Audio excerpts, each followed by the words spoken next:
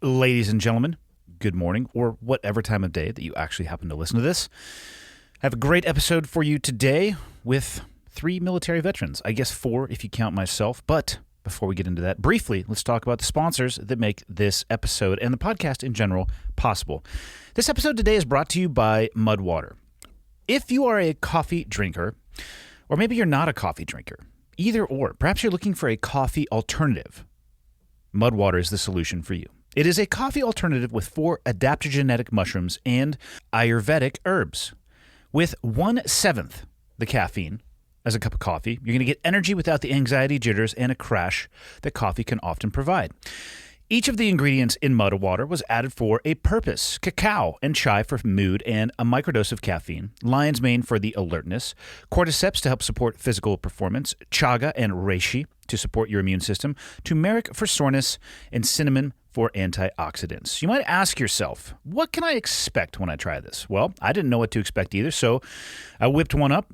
Very easy to do. And the best description I can give you is it tastes like a mocha. A cinnamon-rich mocha, I would say, with, you might notice a hint of ginger, depending on how refined your palate is. It's got a little bit of an earthy aftertaste, but of course that is really based on how you make it as well. So depending on how much liquid that you use, you could change the flavor profile.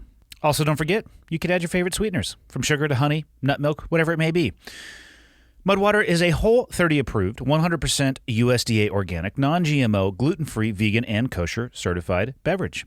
Like I said at the beginning, if you're looking for that coffee alternative, go to mudwater.com/clearedhot and use the code clearedhot at checkout for $5 off. That is MUDWTR.com/clearedhot. This episode of the podcast is also brought to you by Allform. Now, if you've been listening to the podcast, you've probably heard me talk about Helix, the direct-to-consumer mattress company.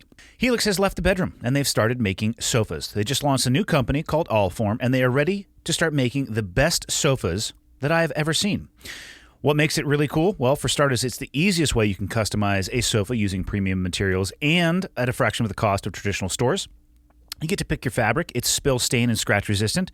The sofa color, the color of the legs, the sofa size, the shape to make sure it's perfect for where you live. They've got armchairs and love seats and all the way up to 8-seat sectionals. So there's basically something for everybody. And you can always start small, and they're modular, so you can add on. Allform sofas are delivered directly to your home with fast, free shipping. In the past, if you wanted to order a sofa, it could take you weeks or even months to arrive, and you would need someone to come and assemble it in your home. Allform, their orders are going to take just 3 to 7 days to arrive in the mail, and you can assemble it yourself in a few minutes. No tools needed. I can attest to that. It took me about 20 minutes. I have an Allform sofa at the house. I think it's either the 4 or 5-seat sectional with love seats on each side. I spend a vast majority of my time relaxing, actually, and working on that sofa. It is delightful. If getting a sofa without trying it in the store sounds a little bit risky to you, don't need to worry about that. You get 100 days to decide if you want to keep it, and that's more than 3 months. And if you don't love it, they'll pick it up for free and give you a full refund. They even offer a forever warranty, which is literally forever. To find your perfect sofa, check out allform.com/clearedhot. And right now, Allform is offering 20% off all orders for the listeners at allform.com/clearedhot. Lastly, this episode is brought to you by Athletic Greens, the single most comprehensive daily nutritional beverage that I've ever encountered. 1 scoop of Athletic Greens contains 75 vitamins, minerals, and whole food sourced ingredients, including a multivitamin, multi-mineral, probiotic, green superfood blend, and more. Whew! They all work together to fill the nutritional gaps in your diet, which is actually how I look at this beverage. It's nutritional insurance for me. It helps increase energy and focus, aid with digestion, and support a healthy immune system, all without the need to take multiple products. And we all know how much of a pain in the ass that can be. Athletic Greens is on their 53rd iteration of this product and continuing to evolve. So that'll be 54, 55. You know how that works if you know how to count. Consistently looking for the most effective ingredients and recipe. And it couldn't be easier to use. You can put it into a smoothie, which I've done. You can drink it with water. It's so simple. 1 scoop, boom, filling those nutritional gaps. And right now, Athletic Greens is doubling down on supporting your immune system. They're offering the audience a free 1-year supply of vitamin D and 5 free travel packs with your first purchase if you visit the link today. You'll basically never have to buy vitamin D again. So if you're looking for peak performance or better health or both, maybe you're just looking to cover your bases. Athletic Greens makes it investing in your energy, immunity, and gut health each day simple, tasty, and very efficient. Visit athleticgreens.com/clearedhot and join health experts, athletes, and health-conscious go-getters around the world who make a daily commitment to their health every day. Again, athleticgreens.com/clearedhot and get your free year supply of vitamin D and 5 free travel packs today. Boom. Business side of the house, done. Let's talk about my guests today. We had a full house in the podcast studio. Like I said, all veterans, and we talked quite a bit about veterans and community, but it began with two authors. Their books are under the name Andrews and Wilson. I guess I should say under the names. But that means Brian Andrews and Jeffrey Wilson. Both served in the United States Navy, Brian as a submarine officer and Jeff as a trauma surgeon. And I asked them both to unpack their respective careers, so I don't need to talk too much about that. If you're interested in their books, they are action-packed, for sure. They fall under the Tier 1 family of books, and I'll put a link to their website in the show notes. My third guest, Tim Cruikshank, also a Navy veteran, happens to be from the community that I also served in, the SEAL community, went down the medical route, physician's assistant route, and then when he got out of that after leaving the teams, he continued in medicine, but also started Bone Frog Coffee and Cellars, which I will also put a link to in the show notes. And instead of listening to me talk about these three fascinating gentlemen, how about I shut up and let them talk for themselves? Episode number 195 with Brian Andrews, Jeffrey Wilson, and Tim Cruikshank. Enjoy. Okay, got the red smoke. Gun run, north and south, west of the smoke, west of the smoke. Okay, copy, west of the smoke. I'm looking at danger close now. Come on with it, baby, give it to me, I need it. You're cleared hot. Copy, cleared hot. You guys ready? Yeah, man. Ready. There's only one place we can start, and that's obviously introductions. Otherwise, people will have no frame of reference for what we're talking about. I think I understand. Yeah, so I'll let you guys choose, though. Do you want to go left to right or right to left? Okay, good. Left. We're going to go this way. So we'll begin. Hey, I'm Brian Andrews, and author, Navy veteran. Okay, we'll get deeper into that later. Go ahead. I'm Jeff Wilson, Navy veteran, also the other half of the Andrews and Wilson writing team. Yep. Well, again, we'll go deeper with that as well. Yeah, and I'm Tim Cruikshank, also Navy veteran and founder of Bone Frog Coffee and Bone Frog Wine. What class were you? I was 182. Goddamn, long before my time. 30 classes before me. What would that make it? 6 years? Yeah. They're into the 300s. I just talked to a guy that was graduated 339. Yeah, it's not acceptable. It makes me feel old. I feel old. Yeah. Have you followed at all where they're moving the teams down to as well? Oh, yeah. It's Have you been down there? I've passed it. Wow. I've seen a little variety of the stages, but I haven't seen the actual final product. I've heard it's unbelievable. It is ridiculous. So we were down there a few months ago in Coronado and went down the Strand to where the old elephant cage was. Yeah. Oh, it's unreal. It's like a small city from my understanding. Yeah. Yeah. I think the new guys have no idea how lucky they are. They do not. No. I mean, even at the command, the people who come, post the old facility, which wasn't bad, but it wasn't what they have now. Right. It was tiny. So, yeah, when I was checking in supply in the little MWR building, it was, you could hit basically a 9-iron all the way across that place. It's different now. Yeah. All right. So, yeah, you guys are all Navy veterans, and I respect the fact you don't want to talk about your military service, but guess what we're going to talk about? I actually have, you were on a submarine. Yeah. I've spent 30 days on the Kamehameha total. I've actually spent more time on Navy submarines than I have on Navy vessels when I was in the Navy for 17 years. Yeah, the Cam. Yeah. She's an old boat, though. Yes. Oldie but a goodie, I guess. Yeah. Yeah, we didn't do much other than the MSLO, MSLI, which is mass swimmer lockout, mass swimmer lock-in. People can Google that. You're in a small tube. You're in a big tube, and you get in a smaller tube, and then you go to the surface, and then you reverse the process. Yeah. But submarine life was a little bit fascinating for me. Yeah, I also had nothing to do on the sub, so I would eat until I was tired and sleep until I was hungry. Yeah, where did they have you sleep in? Did they give you like 9-man berthing or something like that? Or we were straight up next to the vertical tubes. Oh, we were luxury. We were on Guam pre 9/11 deployment, and they pulled in.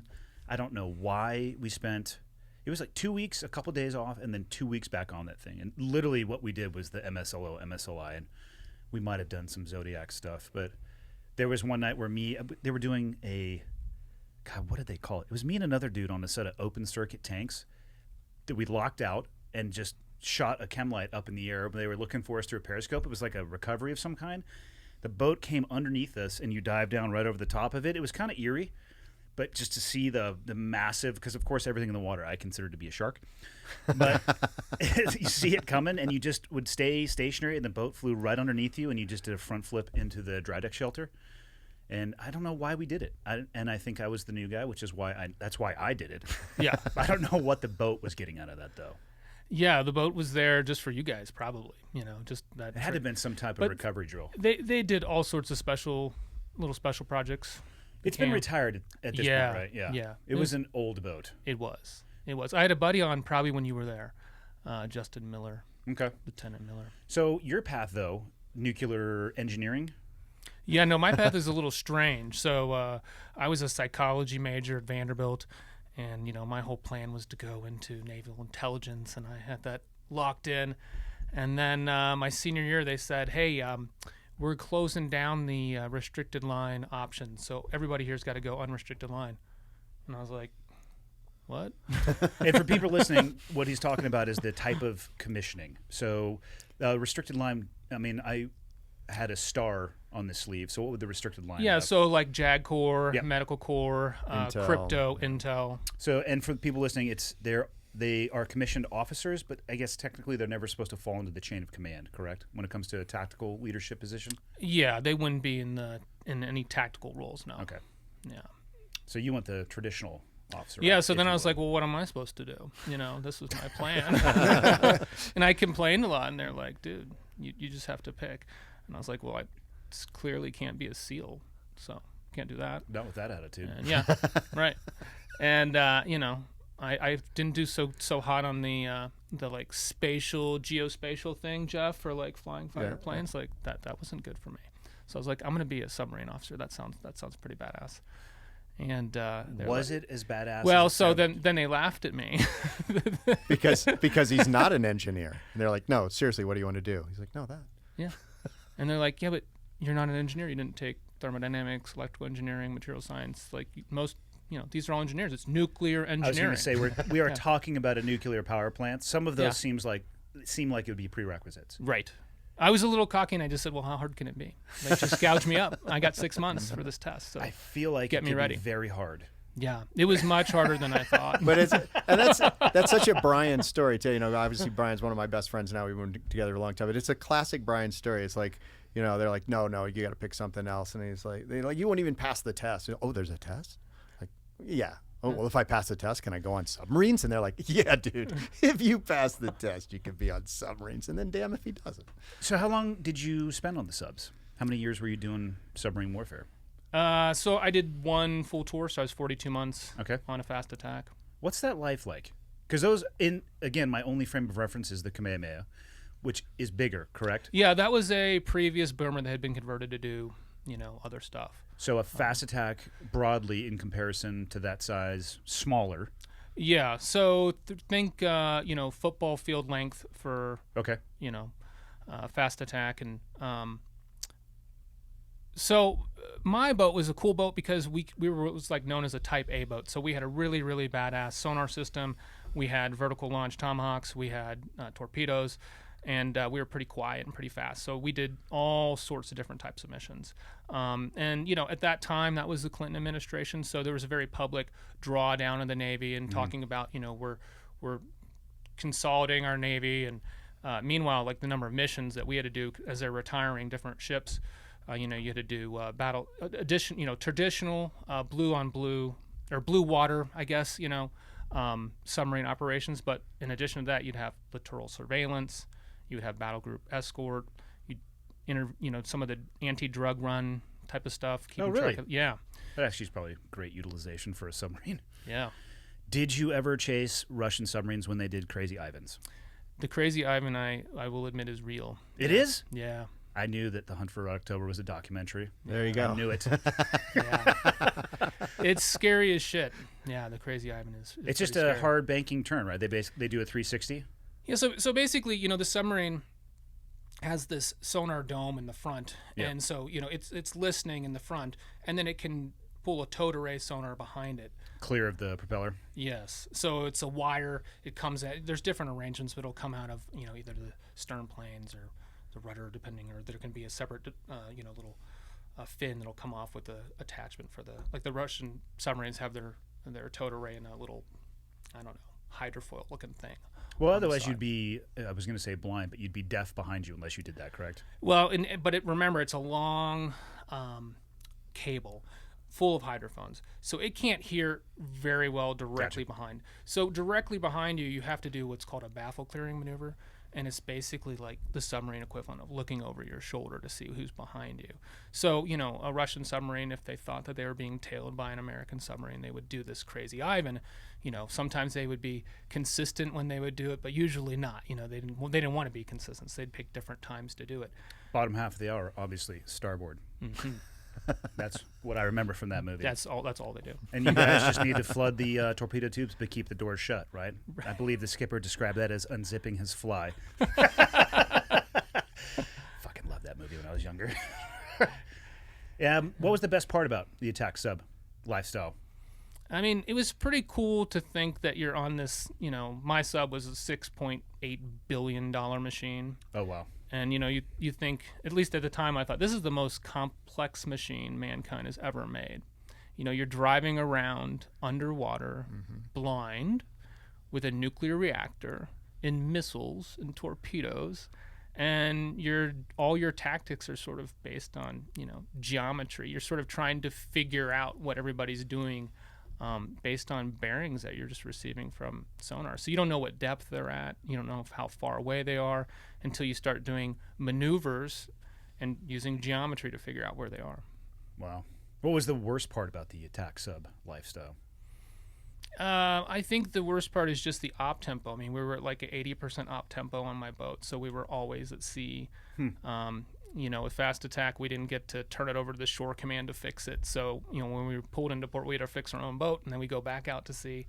And you're on this weird schedule. So when I was in, we were on 3-section watches, and so you're a 6-hour watch. So every 18 hours, you're rotating through onto new watch. Now, that doesn't mean that, you're 6 hours on, 12 hours off, 12 hours, you just get to do whatever you want. Yeah. During that time, you get to do all your maintenance and your training, and you have to relieve the watch for other people to do their maintenance and training. So you never really got more than like 3.5, 4 hours sleep. Is the longest I would ever sleep continuously. Which sounds smart if you're going to be working around a nuclear reactor. Really just go into it kind of tapped out. Yeah, like a zombie. The more zombies you have. That's crazy. Yeah. So I think, what was it just recently, an Indonesian submarine? I want to say wrecked, but I don't know if they know what happened. I think it sunk. Yeah, it was off Indonesia. How does a submarine accidentally sink? I mean, it's not like somebody opens the emergency exit door. Yeah, so, I mean, there's lots of things that could go wrong.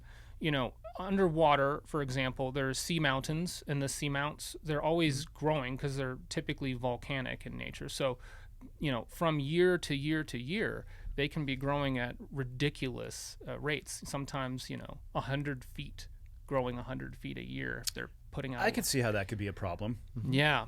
So when I was out in Pearl, one of my sister ships was the USS San Francisco, and they hit a seamount at flank. So it was not on the chart and on where they were going, so they hit it at flank. I feel like they need to talk to Elon Musk because his cars have got some really good forward-looking stuff going on. Maybe just like a little early assist radar. Remember, we don't transmit because that tells people where we are. I feel like Elon can solve this problem. I think Somewhere- Elon could come up with a window. Like, God. a lot of things have windows, like airplanes. We have windows. They do. I don't know if Yeah. you like But at if we 800 found out that the feet- mountains were going to grow 100 feet a year, we damn sure look out the window. We would look out the window. What was every the time. result of that strike? We didn't have any windows. Yeah. What was the result to the sub? Yeah, no. So the miracle about, and this is just a testament to the engineering of these things. It completely obliterated the sonar dome, smashed it flat. Oh, of course. And they ruptured several of their ballast tanks, and no deaths, some serious injuries going from 30 knots to 0 instantaneously and slamming into whatever metal thing you were standing next to. But the boat had been trimmed well, and so it did not sink. So they did an emergency blow, and they got up, and no one died. So it's a miracle. Can you imagine the noise that made on the inside? Oh my God. Holy shit. Yeah. And can you imagine you're standing there 1 second, the next minute you're just flying into the bulkhead at 35 I can imagine miles the an hour. skipper in his head as he's flying towards the bulkhead going, I am so fucked right now. Yeah. My And you career know that's what he was is thinking about. 100% over. I hope that I die with whatever object that I run into right now. Because he is standing on a carpet of some kind in front of a guy with far too much brass on his shoulders at some point. Yeah. Probably with a good amount of his like the head sonar technician might be in there as well too. There's going to be some other people in there. Yeah.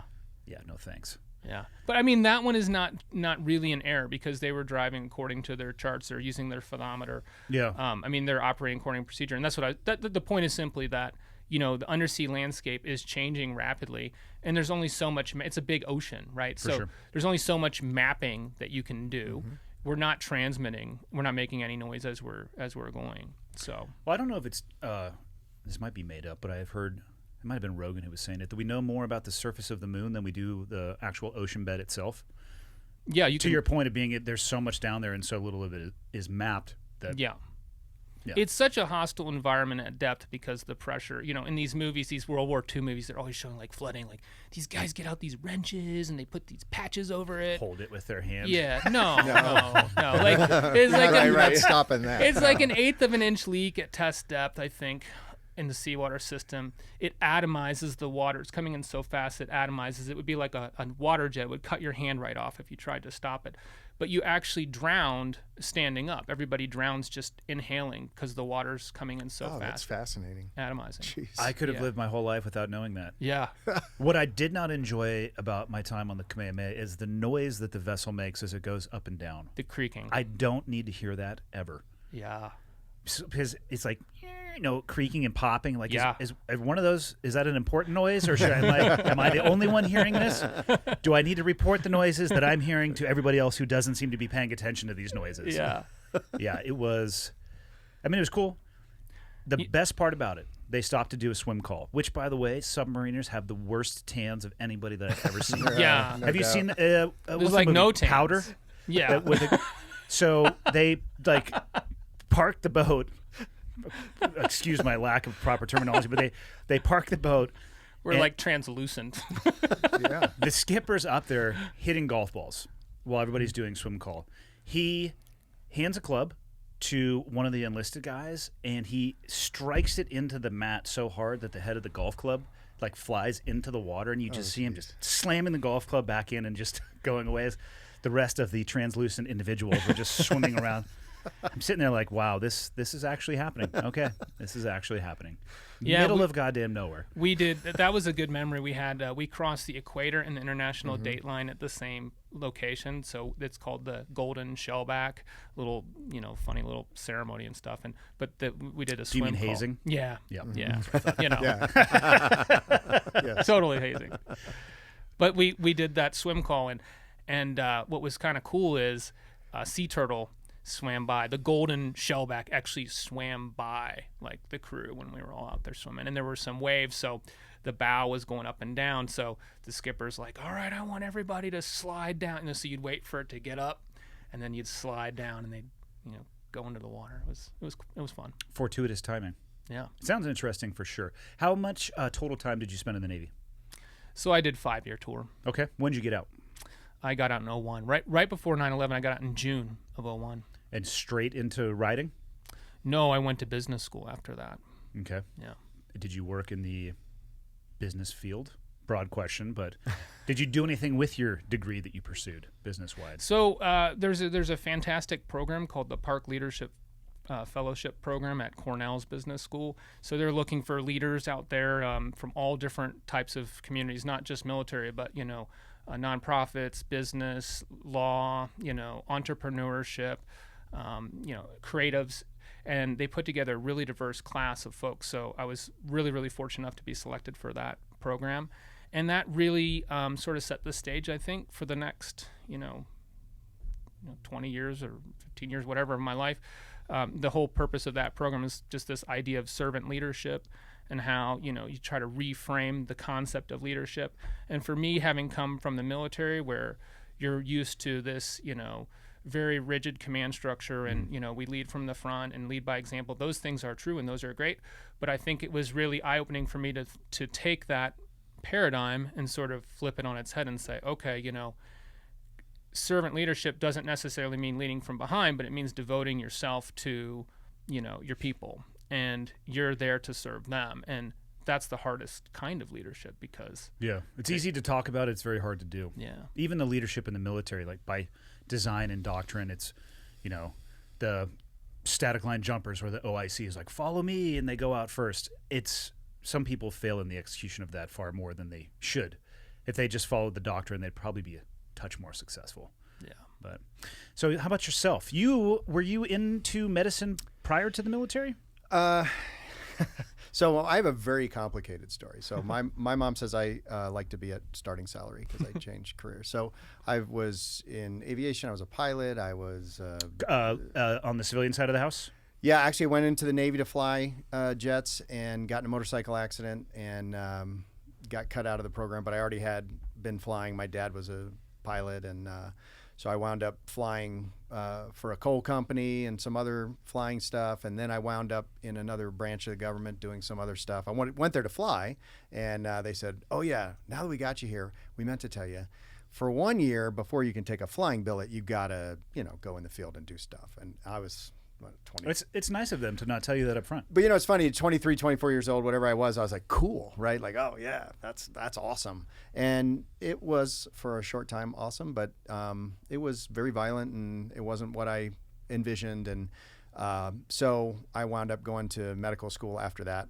So I went to medical school, went back into the Navy as a reservist because I just felt like I needed to serve somewhere. I had flown these corporate jets and done all this other stuff, but it was all like fun. It was like I feel like I was serving any purpose. So, not to interrupt you, when you go into the reserves, you're going down the medical pathway. You obviously went into the reserves as an officer. Mm-hmm. How does that? I actually don't know very much about the reserves. What's that process like? It's very well for me, of course, having already been in. It was a direct commission. That's right. Right. Okay. So I didn't have to. But I think for most guys, you can either if you could do like the ROTC guys, if that's one way to do it, you can go to OCS. That's another way to do it. But okay. In the service corps, I think mostly they do some abbreviated version of OCS, right? I believe so. But for me, I was just direct commission because I'd already been through. And you were in medical school at the time when you were doing that? I was waited till I started residency. So I was a resident starting as an intern. I went back in as a reservist, and my plan was to just do 20 years in the reserves. And okay. And which isn't actually 20 years, right? Because I get very confused when it comes to reserve time calculation. Yeah. People say, yeah, I got 14 points here and 30 points there, so I've actually been in the service for 72 years. You're right. What the fuck are you talking and about? And look, Andy, I'm going to be honest. I don't understand it any better than you do, and I was in it. I have no idea how it really works. You have to, after 20 years as a reservist, you can take a retirement, but you can't start drawing it until a certain age or something. But every year you spend on active duty, if you mobilize, takes a year off. So like let's say you can't draw it until you're 60, but you did a year on activity. 59. Well, you can be 59, right? Or something.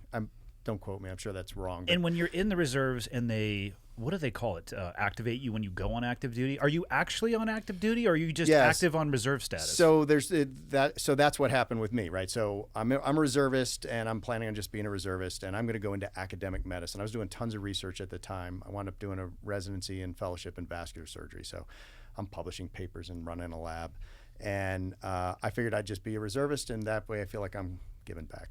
And then what is it, a weekend, a month, 2 weeks a year? Yeah, something like that. Now, at the time, I'm in training, so I wasn't doing much of anything. They associated me with a Marine unit that was in Tampa because that's where I was training. But then 9/11 happened, and like everybody else in the room and that's listening, it pissed me off like it did everybody, right?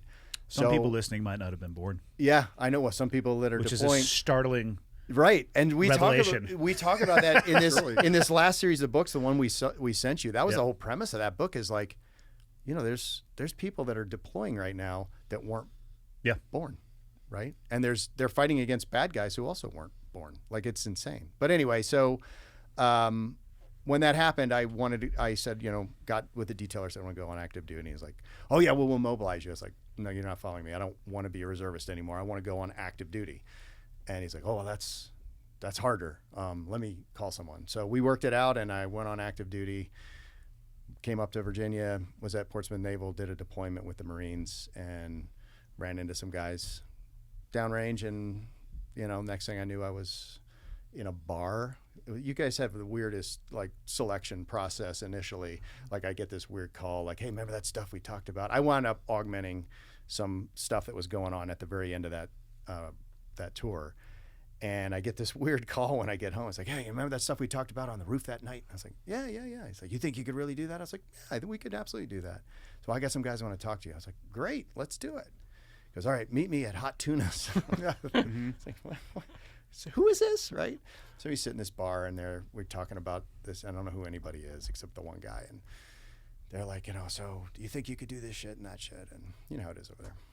I do. So then you basically ended up attaching directly to one of the squadrons from a medical perspective, or so you talk about it in whatever level you feel comfortable with. I don't know how much of it is sensitive and what is not. Without getting into too much detail, I deployed with Gold. Okay. But I was not directly attached to Gold. So I was brought in to do something rather specific, to develop a package to replace the unit that, for very small footprint stuff. Yep. They wanted an alternative to, using those guys, because you guys go in with 4 dudes, and then they bring in their support in a Blackhawk with pallets and shit like that, and they're like, one of these things is not like the other. So it sounds like you were doing some pretty high-speed medicine damn near by yourself in remote locations. Me and another dude, and it was set up so that it could be anywhere from 2 to 4 guys, depending, but mostly it was set up as 2 guys, what you could carry. Can we keep a guy? That was the challenge. Like, you think you could keep a guy going, badly wounded, like with surgery, for, let's say, 24 to 48 hours if we were in a really denied area? It's like, yeah. And of course, of course I can. The guy think, I don't know. Maybe. Better than if I'm not there, I bet. It's an interesting concept. So on, what year was it we were over there? A dude took an AK round just above his plate. He lived, but he described feeling the round pierce his heart. And there happened to be I believe it was a vascular surgeon that was doing a rotation through that cracked him open. He happened to land at the care facility, at the FOB, at the care facility that this individual happened to be at. I assume that they crack people over with a Sawzall. I'm not sure exactly the tool that you use. He got cracked open and he ended up living. Yeah. But I mean, I definitely understand the need for that. So would they take you, again, speak as broadly as you want, were you prepared to go in on target if something happened badly, or were you there with them from get-go? Both. It depended. So it was a very modular package, right? It was like we had a lot of different options on our shelf, and it could be anything from year 1, me and this other guy, or 2 of 6-man doing something. Yeah. Or it could be we're back at a FARP waiting. There's lots of ways you can do it. Sometimes we'd even fall in on, when we took it to Iraq, we'd fall in on, let's say, Qasim. Remember, they had that little shitty hospital there. Yeah. We'd fall in on Qasim and say, all right, we're taking over here for the next 6 hours. We got some guys doing some shit. Just in case, right? So it could be anything from that to, How complex of a surgery could you do on target if you were ever to need to? If I had the right stuff and I had the right guy helping me, pretty much anything. Damage control. I mean, it's not going to be sexy. It's not going to be. I feel like they need a lot of antibiotics. They would need a lot of antibiotics. It's not necessarily sterile. It's not, and that was the kind of stuff we're doing, right? You're in the back of a Ryder truck, or you're which is of course would not be dusty, right? Not at all. Yeah, but it was interesting because when you come from civilian medicine and surgery, especially vascular, we're kind of prima donnas and everything's going to be perfect, and they get mad and kick a trash can if you don't have them the exact right, pickup or whatever. Vascular surgery is anything artery, vein related? Artery, vein, everything except the heart. And so they tend to be these very OCD guys that it's got to be just right, or else they can't possibly survive, right? And then you deploy with the Marines, and they send you out to with a spork to Korean Village with a spork, and they're like, you don't have there was no running water. You know, we Yeah. were just having water poured on our hands. We're operating in camis. And guess what? Our infection rate was no different than it was back in the United States. Like, it turns out a lot of the shit we do is just not that important. I feel like they might have had an antibiotic protocol that was extremely high. We did. we had that. We did not have anesthesia machines, but we had a good antibiotic. It was crazy. It was but that was really good preparation for coming over there, because I had to make that transition to what do you like and what do you need? Like, they're not the same thing. And so when they're challenging me to, here's the size pack you can have. Oh man, that's an interesting figure out problem what you set. want to put in there, right? And you're like, oh, okay, I see where we're going with this, right? It's like, but he's coming too. It's like, yeah, well, he's got his own shit. He's going to do the other part. So How interesting though. Try to fit an operating room into what is called a bag of varying size. into a backpack, and you're like, what do I really need? And survival situations are very similar. Buddy of mine, Glover, he's challenging his people to go into the field with a sandwich bag. Like, this is all you get for 24 hours. All the luxuries of life, take it to a sandwich bag for 72 hours. I think it's a great exercise. It's a great mental exercise and emotional exercise more than an intellectual exercise, right? Yeah. First, you have to intellectually challenge yourself. What do I really need? Whether it's a survival thing or doing surgery, whatever it is, what is a luxury and what's not? What is a want? What's a need? And what do I have to make it through? So I'd say, and so that prepared me for that. And I think we did a pretty cool job with it. It was fun. I liked being over there. Well, fun might be a little strong, but I met some of the most amazing people of my life, for sure. Are you practicing medicine at all now, or is it straight just pen and paper? It's all pen and paper for me now, but I will tell you that it was never the same after that. Like, how could it be? Yeah. So, for a lot of reasons. One is, you come home and you're going to do the perfect fem-pop bypass on some dude that won't quit smoking, and it's hard to give that the same weight that you did before you actually were taking care of people that you loved as brothers, right? Yeah. So that was part of it. There was also some things that I got an opportunity to do with you guys that, challenged me in different ways that made that seem not as exciting and challenging anymore. But I just sort of, and then there was some, emotional problems that I had as a result that, I don't know, I lost the lust for it, and I had fallen into storytelling. I had a couple of books that were, in process, and they'd bought one. And so I still worked in medicine. I didn't enjoy it that much, but I did that for a number of years until just recently. So from, 2012 or so to just a year or two ago, I still did part-time medicine, but I haven't done hospital-based, real vascular stuff in a decade. Fascinating. Tim? Yeah. What led you to be a team guy? Why did you want to go down the path of being a frogman? Yeah, so that's not an easy question. Sure it is. The movie Navy SEALs. Yeah. Done. Right. Hunt for Red October. Yeah. Right? They're all MASH. documentaries. God, I think every team guy's got maybe a different story on this, but it's a hard question because it's something that I think you feel internally, right? How old were you when you started getting that feeling? So I was a little bit older. I didn't go in the Navy until I was 22. But my dad was a Marine, and my uncle was a Marine in Vietnam. And I remember them talking about, especially my uncle, working with SEALs in Vietnam, and just, those conversations that you have with family just occasionally. And it put this kind of thought in my head that, it's interesting. But they always talked about the Marine Corps. And so that's really what I, thought of first. And so when I went down to the recruiter, I went to the Marine Corps recruiter and listened to what they had to say and heard about force recon and all that kind of stuff. And I took some time to think about it. And I went home, and the Marine Corps called me, it was a month or so later. And I'm surprised it took that long. I thought you were going to say the next day. Right. Yeah, it was like a month later. And I went down there, and I ended up talking to a Navy chief on my way to talk to the Marines there in the back of the building. And it was that experience talking to him that I didn't even make it to the back. And I sat and I talked to him about my thoughts and why I wanted to do this. I think for a lot of guys, there's part patriotism, right? You love your country, you love your freedom, you want to fight for it. But it doesn't really answer the question of, why do you want to be a frogman? Part of it is doing something that is the hardest thing that you could possibly think of doing, challenging yourself as a young man to see what you can accomplish.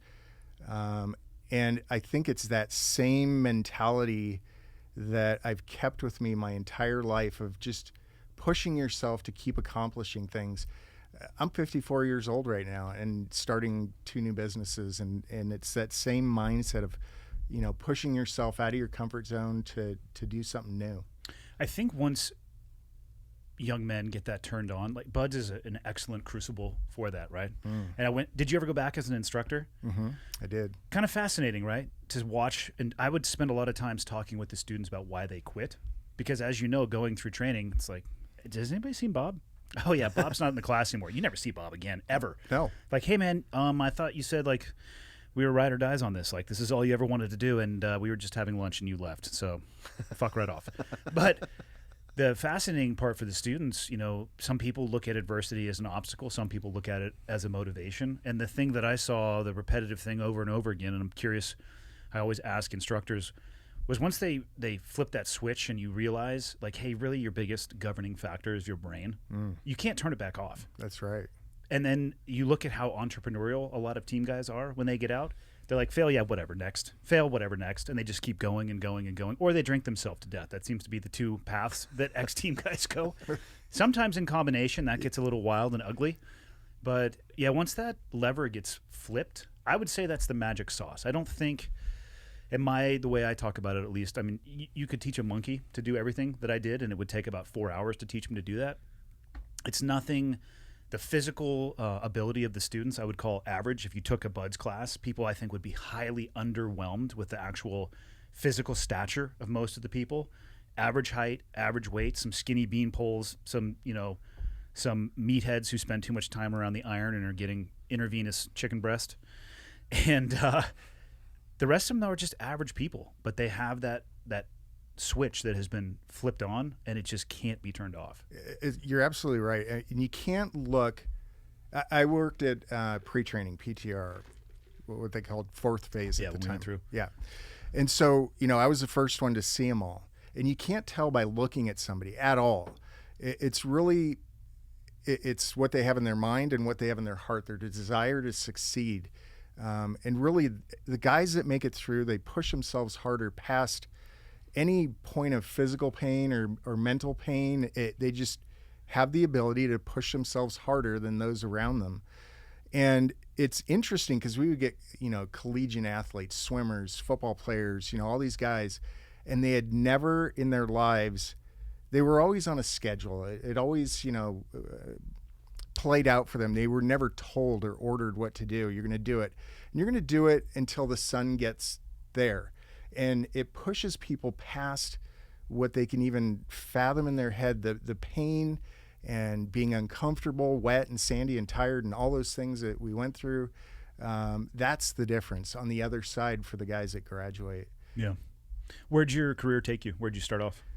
Well, it's kind of funny because they give you your dream sheet, right? And I put 2, 4, and 8 on mine and got 5.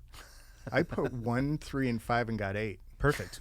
This is what, for people listening, is known as needs of the Navy, also known as people lying to your face. They say, hey, whatever you fill out on this, we'll do our best. Wink, wink. No, they're going to fill the manning gaps in the SEAL teams. They make you feel like you have a choice, like you have a say, but you don't at all. And it was later in training, too. I think you fill that out late 2nd phase, and I think they told us what team we were going to in 3rd phase out on the island. You're like, yes, this team, I know I'm going to the East Coast because I was born and raised in Cali, so I was like, I'll just go experience somewhere else. Sadly disappointed. Yeah, so that's how that worked. So I end up out at SEAL Team 8, and it's kind of funny because that was back when SEAL Team 8 was brand new. Yeah. They had just moved out of trailers, and I remember talking to other team guys, and they're like, where are you going? I go, SEAL Team 8, or other Navy people, and they go, there's no SEAL Team 8. I go, my orders say there's a SEAL Team 8. Yeah, I'm going there. So that was interesting. And, the AO at the time, that was early 90s, Middle East, Africa, Caribbean, that kind of stuff. So that was good. We were coming in on the tail end of the first Gulf War. And so. How insane was it that they used to geographically specialize per team? Yeah. Oh, because when I got to 5, it was a Southwest Asia, cold weather. Yep. and the Team 3 dudes just down the door were all the desert stuff. Yep. We didn't even have the same uniforms. It was an absolute shit show in forward thinking. With all of these guys training differently with different stuff, and then 9/11 kicks off. We're like, hey guys, so how do you do this? Right, because it was 8 and 3, really. I'm telling you, dude, it was insane. Yeah. It was insane. Yeah, Yeah. that changed. And I'm assuming you were enlisted? Yeah, I started out enlisted Okay. as a corpsman. So did you spend some time at old 18 Delta? I did. How was that? It was really, really good, and it was back when it was at Fort Sam. Okay. Yeah, so I went through down there, and I think it was within a couple of years it moved up to Bragg. Okay. Yeah. How long did you spend in the teams? I did 7, 8 years. Okay. And then so when I was a BUDS instructor, I went back and went to school. So at night I did that. What years were you a BUDS instructor? I was there right after you. So 212, I was there at 215 to 2. Okay. You might have actually been attached there, though. You might have been checking in, because 215 was our Hooyah class. Yeah. I think it was 214. The end of 214 and then 215. Okay. Yep. I was still in training, but yeah, Yeah. finishing up. We may have been there at the same time. I snuck by. Yeah. It's fine. All right, so 7 years in the teams. Yeah. And then where'd you go after 8 that? years. So I finished my degree in psychology and put in for PA school and got picked up for that. So went back down to Fort Sam to the tri-service school. Okay. And graduated there. And from there, they send you to your utilization tour, and they sent me up to Great Lakes Boot Camp, where I saw about 150 patients a day, which is ridiculous. About 7 seconds per patient. Oh my God. Well, they start you get there at like 5:30 in the morning, and they're already lined up at the door. That's got to be exhausting. Yeah. Yeah, and they work you, when they say utilization tour, they work you to the bone. So you start at 5:30, you get done probably 6 o'clock at night, and then they'll give you duty in the acute care area. So you'll work until 10, 11 o'clock at night, and you'll work 6 days a week, because they'll have you come in on weekend duty and do it again for about another 12 hours on the weekend. Isn't the research kind of in on sleep deprivation Right. and, cognitive function around, I don't know, Nuclear. engines, medicine? Why do they do that? I mean, It's like force-fed knowledge, I think, experience and looking back now, though, at what level, if you were to rate it 0 to 100% capacity, were you working at when you're that just zonked out? yeah, it's hard. That's what I'm saying. it's I mean, what's the point of it? I mean, on a submarine, you have manning constraints just from the size of the boat, Yeah. how many racks you have, and how many watchstanders you need. Yeah.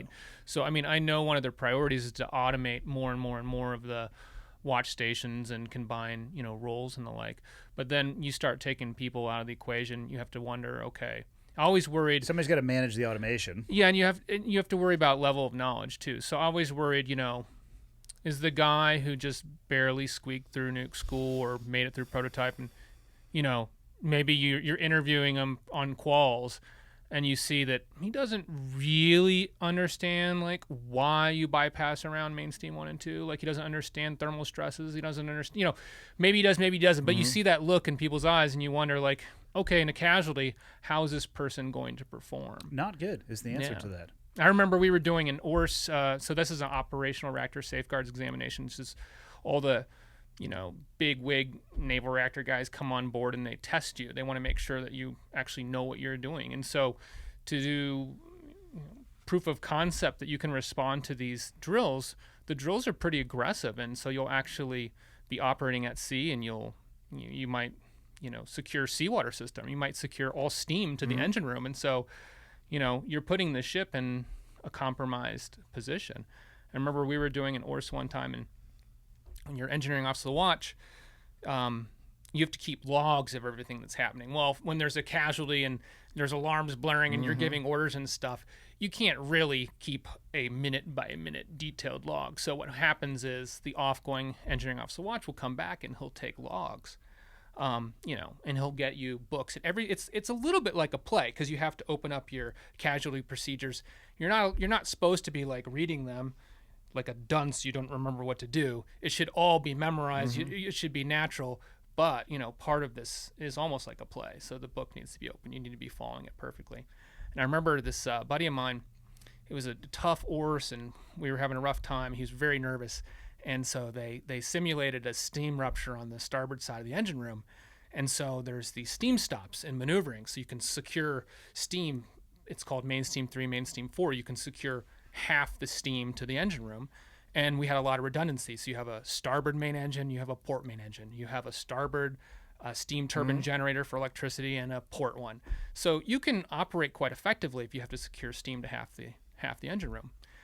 And so they announced that it was a starboard, watchstander calls in starboard steam rupture. And he reaches up and he shuts the port steam stop. And he goes, oh, shit. And Oh, boy. he shuts the starboard one. And he's like, oh, and he goes to open the port one. And you can't just, you can shut them, but there's a procedure, boy. for opening them. So we had loss of all power, loss of propulsion. And I looked at him and I said, what are you doing? He's like, I have absolutely no idea. And I said, I relieve you. He said, I stand relieved. So we traded. He took my clipboard. Yeah. Holy cow. Do submarines have a set of keys? No. No, but sweet. One of the fun games we used to play though is what's the minimum number of people if we wanted to like steal it and take it to sea? Like what's the fewest guys that we could? 3. No, I think we need more. I think we have a highly capable 3. You do?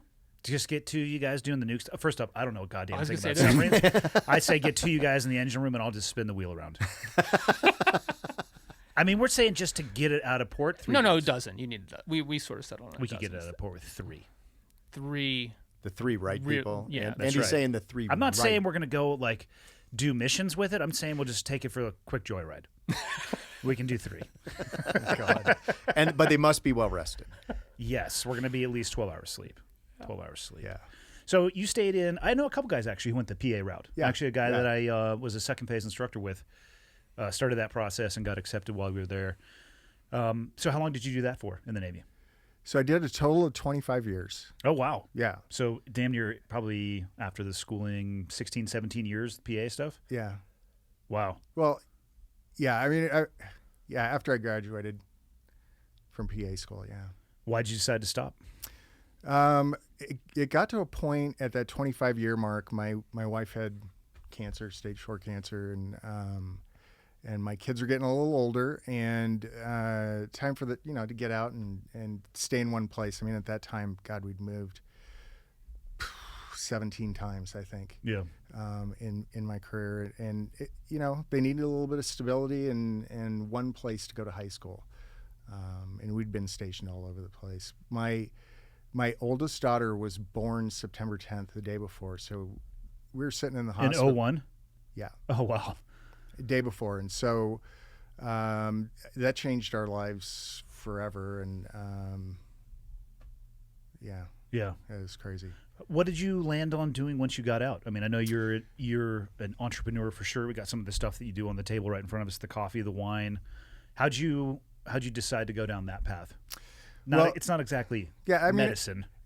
Yeah, after I became a PA, I did a lot of stuff, not only in medicine, but I went back into the teams, and I was augmented through the Pentagon to up in McLean, Northern Virginia, and I worked with them for a while, and you guys, and stuff like that.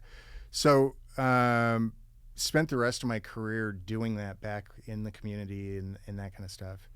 And when I got out, I wanted to do this, but I retired.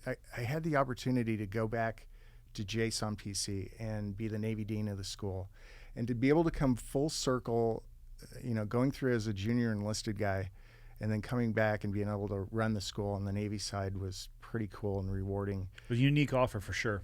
And for me to be able to do that, to be able to give back to the young guys and go down there and talk to them and share my experiences overseas, my deployments and stuff that I did, and things that I felt were important to me, not only in training them in medicine, but also training them in just what they were doing over there. When you get to the FOB, don't just stay in your, your berthing. Get out, go introduce yourself, start building relationships, because those relationships are going to save your life at some point. Go introduce yourself to everybody. So for me, that was one of the most rewarding tours. Was my final one at JSOMTC, to be able to mentor and talk to the young guys and all that kind of stuff.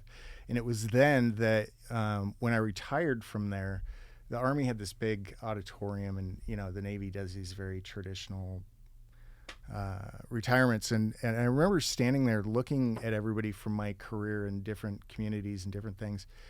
And the idea kind of came to me then that I wanted to do something to honor those guys' memories and their legacies. I think each one of us, and we talked about it a little bit earlier, takes with us those experiences, and some of them positive, some negative, the loss of friends, and all those kind of things. And you can take one of two routes. You can, there was a team guy that mentioned, crushing empties and seeing ghosts, right?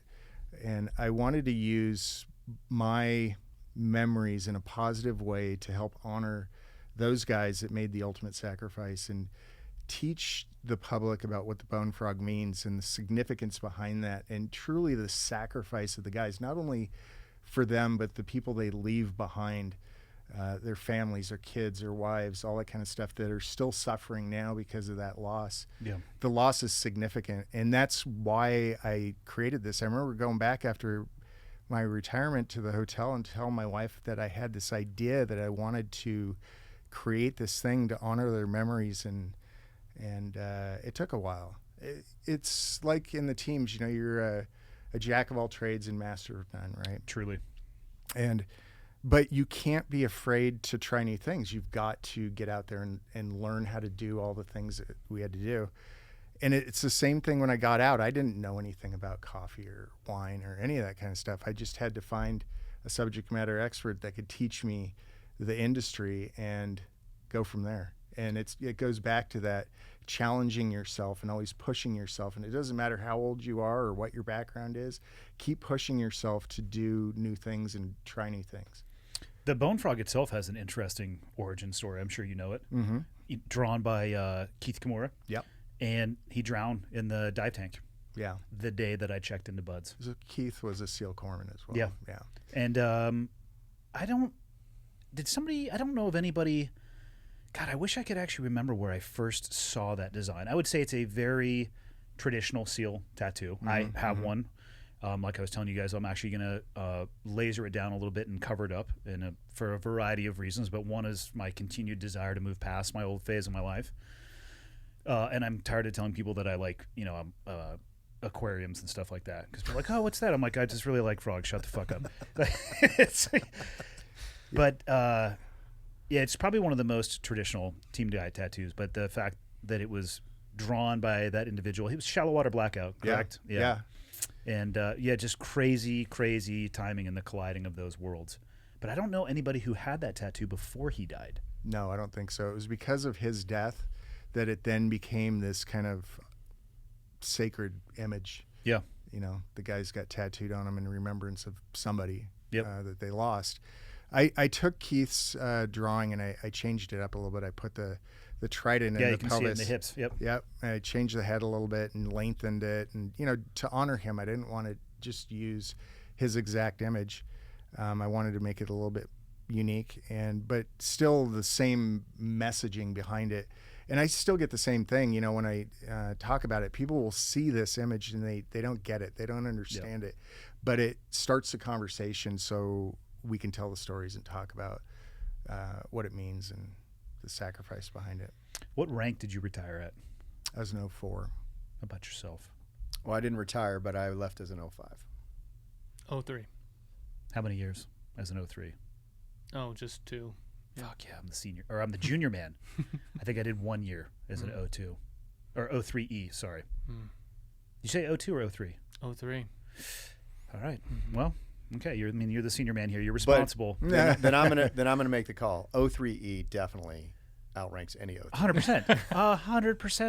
One of my favorite things is I would go to ops meetings as an O1 in my camis, and I would have like these chiefs and senior chiefs like, don't worry, sir. Like once you get a little bit more experience, you'll understand this. I was like, oh, thank you so much for your guidance. I would see him later in my khakis, and that they would look at me, and then we would have the realization. I'm like, yeah, I was just being nice. I probably should have crushed you in the conference room, but I did. And they're just like, fuck. So there's a guy we both know named Sean who was at the command, and he was a master chief when I met him, and he has subsequently gone to medical school. So when he graduated from medical school, he got commissioned as an O2. And so he had to go from being a master chief to O2, which I consider to be a SEAL master chief to a medical corps O2, I think is the largest single demotion possible. Yeah. I mean, they could have made him a butter bar, which would have been amazing. Military. That would have been absolutely amazing. I would have people come up and look at me and go, is that, I haven't seen one of those in a long time. Is that really is that a gold bar? And they'd make fun of you. They're like, a little ensign. I took so much pleasure calling him on the phone. I would, for like 2 weeks, I called him like twice a day. Hey, how's it going, Lieutenant? Hey, Lieutenant. He's like, dude, I had an O2. You got to stop. I had an O2 on NAB Coronado stop me and yell at me for not saluting him when I was in O1. We were both in camis. I was just like, hey, man, fuck you. Yep. Well, and coming from a command where you pass each other and it's like, what's up, bro? Like, seriously, you know what I mean? Like, it's a little bit of perspective. But it was so much fun to screw with him. Of course. That's an enormous demotion. I can't even imagine. And it bothers him. I guess he's an O3 now, but it bothers him to this day. Now, I finished up as the N3 over at the training detachment, and it's not even a CO, he was an OIC. He used to introduce me as the most juniorist, the lieutenant of the most junior grade. I'm just like, fuck you, Joe. Of the most junior. Or he'd call me on the phone, lieutenant of the most junior grade, and then he'd be like, Andy. I'm like, you're like totally screwing this up. Like, it's not even funny. Yeah, not at all. So how did all three of you meet? That's a great question. It is a great question. I'll take a stab at it because I think I called you first. Right? You did. So Brian and I, since we started writing the books, as the books became more and more successful, and we started developing an actual platform where people, for impure reasons, give a shit what we say. So one of the things we had decided from the very beginning, writing the books, we wanted to honor the community, we honor people, and write them in a way that's respectful and all that. But the other thing we wanted to do is use that platform eventually to lift up fellow veterans. And you were talking earlier about moving on. Yeah. What does that look like? What does it feel like? How does that work? And how much you take with you when you start new. And that's a struggle that everybody that comes out of the military, anybody that says they don't is a liar. So we have, over the last few years, really been highly intentional. First, it was with other military guys who wanted to be writers. And so we would reach out to them and make ourselves available and work with them. And over the last year or two, we've sort of grown it to like anytime we see on social media a guy that's, clearly doing the right thing for the right reason.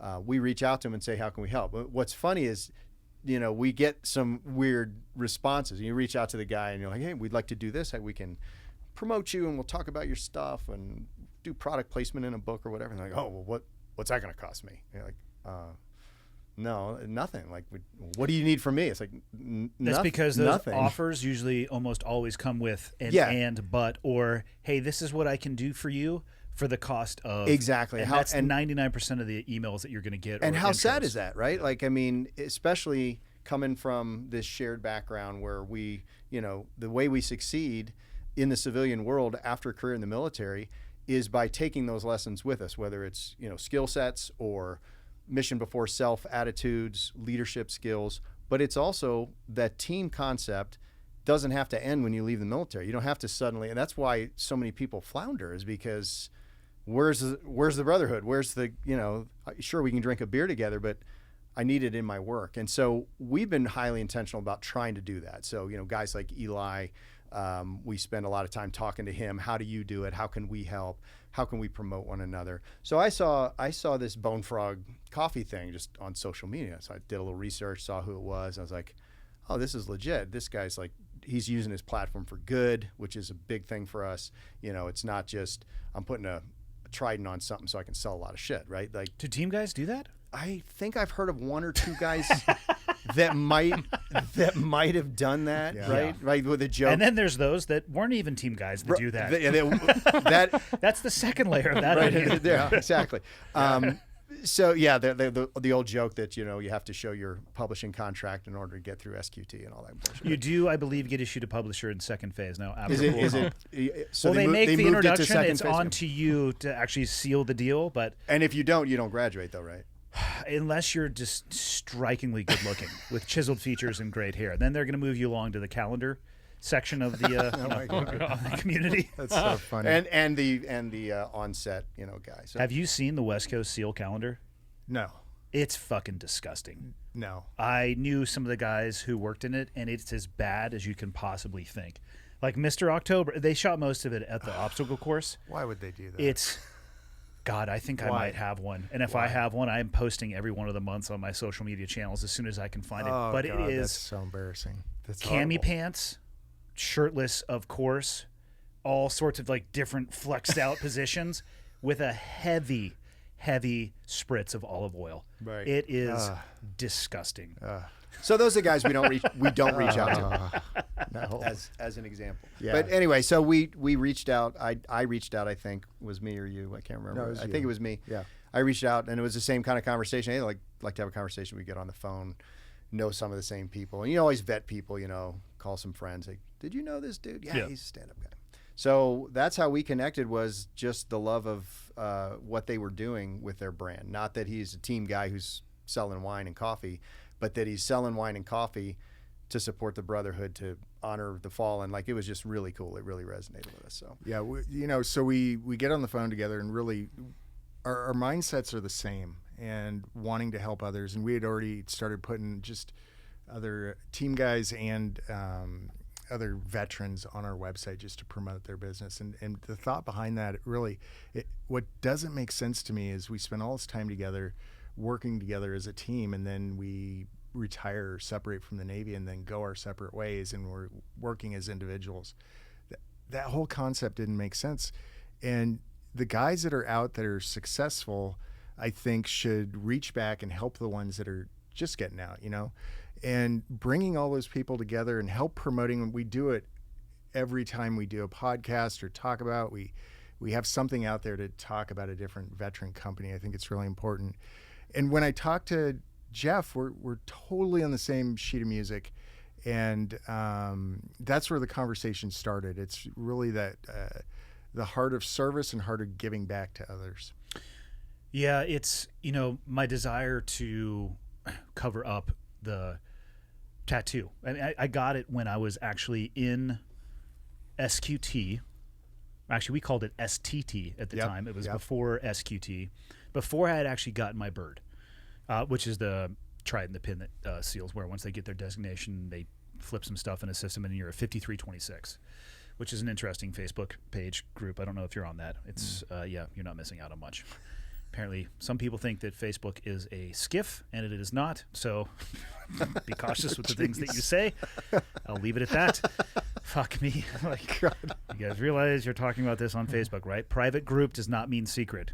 Good Lord. But it'll always be a portion of who I am, and I the biggest thing that I try to do is be honest about the experiences that I had, the goods, the bads, what I learned from it, the impact that it had on my life, the good and bad, and just try to pay respect to the community that I came from, because that was the unique thing to me. It was the community. Like, I'm joking, obviously, when I say you could teach a monkey to do what we did, but you could. I mean, the tactics themselves, they got much more complicated, and I think they were interesting, but it's not rocket surgery, all right, to combine your guys' two occupations. That's a first. Yeah. That's a first. Because you had rockets of some kind. I consider the missiles that you guys had to be rockets. Sure. But I want to be able to pay it forward, but I think the best thing I can do is just be honest. And to me, I see the frog tattoo, and I want to see something else. And it's a personal thing. It's not something that I'm not proud of, but it's the step I feel that would be powerful to me to take to continue forward and still be able to give back. I mean, let's be honest. The podcast, this podcast was born through a conversation with Rogan, which I got largely because of, X team guy trying to set a skydiving record. If I was just some random skydiver, no offense to random skydivers whatsoever, the odds of me ever meeting Joe probably would have been non-existent. And I get it. I understand people are curious or fascinated about the occupation. I am neither of those things because I lived it for a long enough time.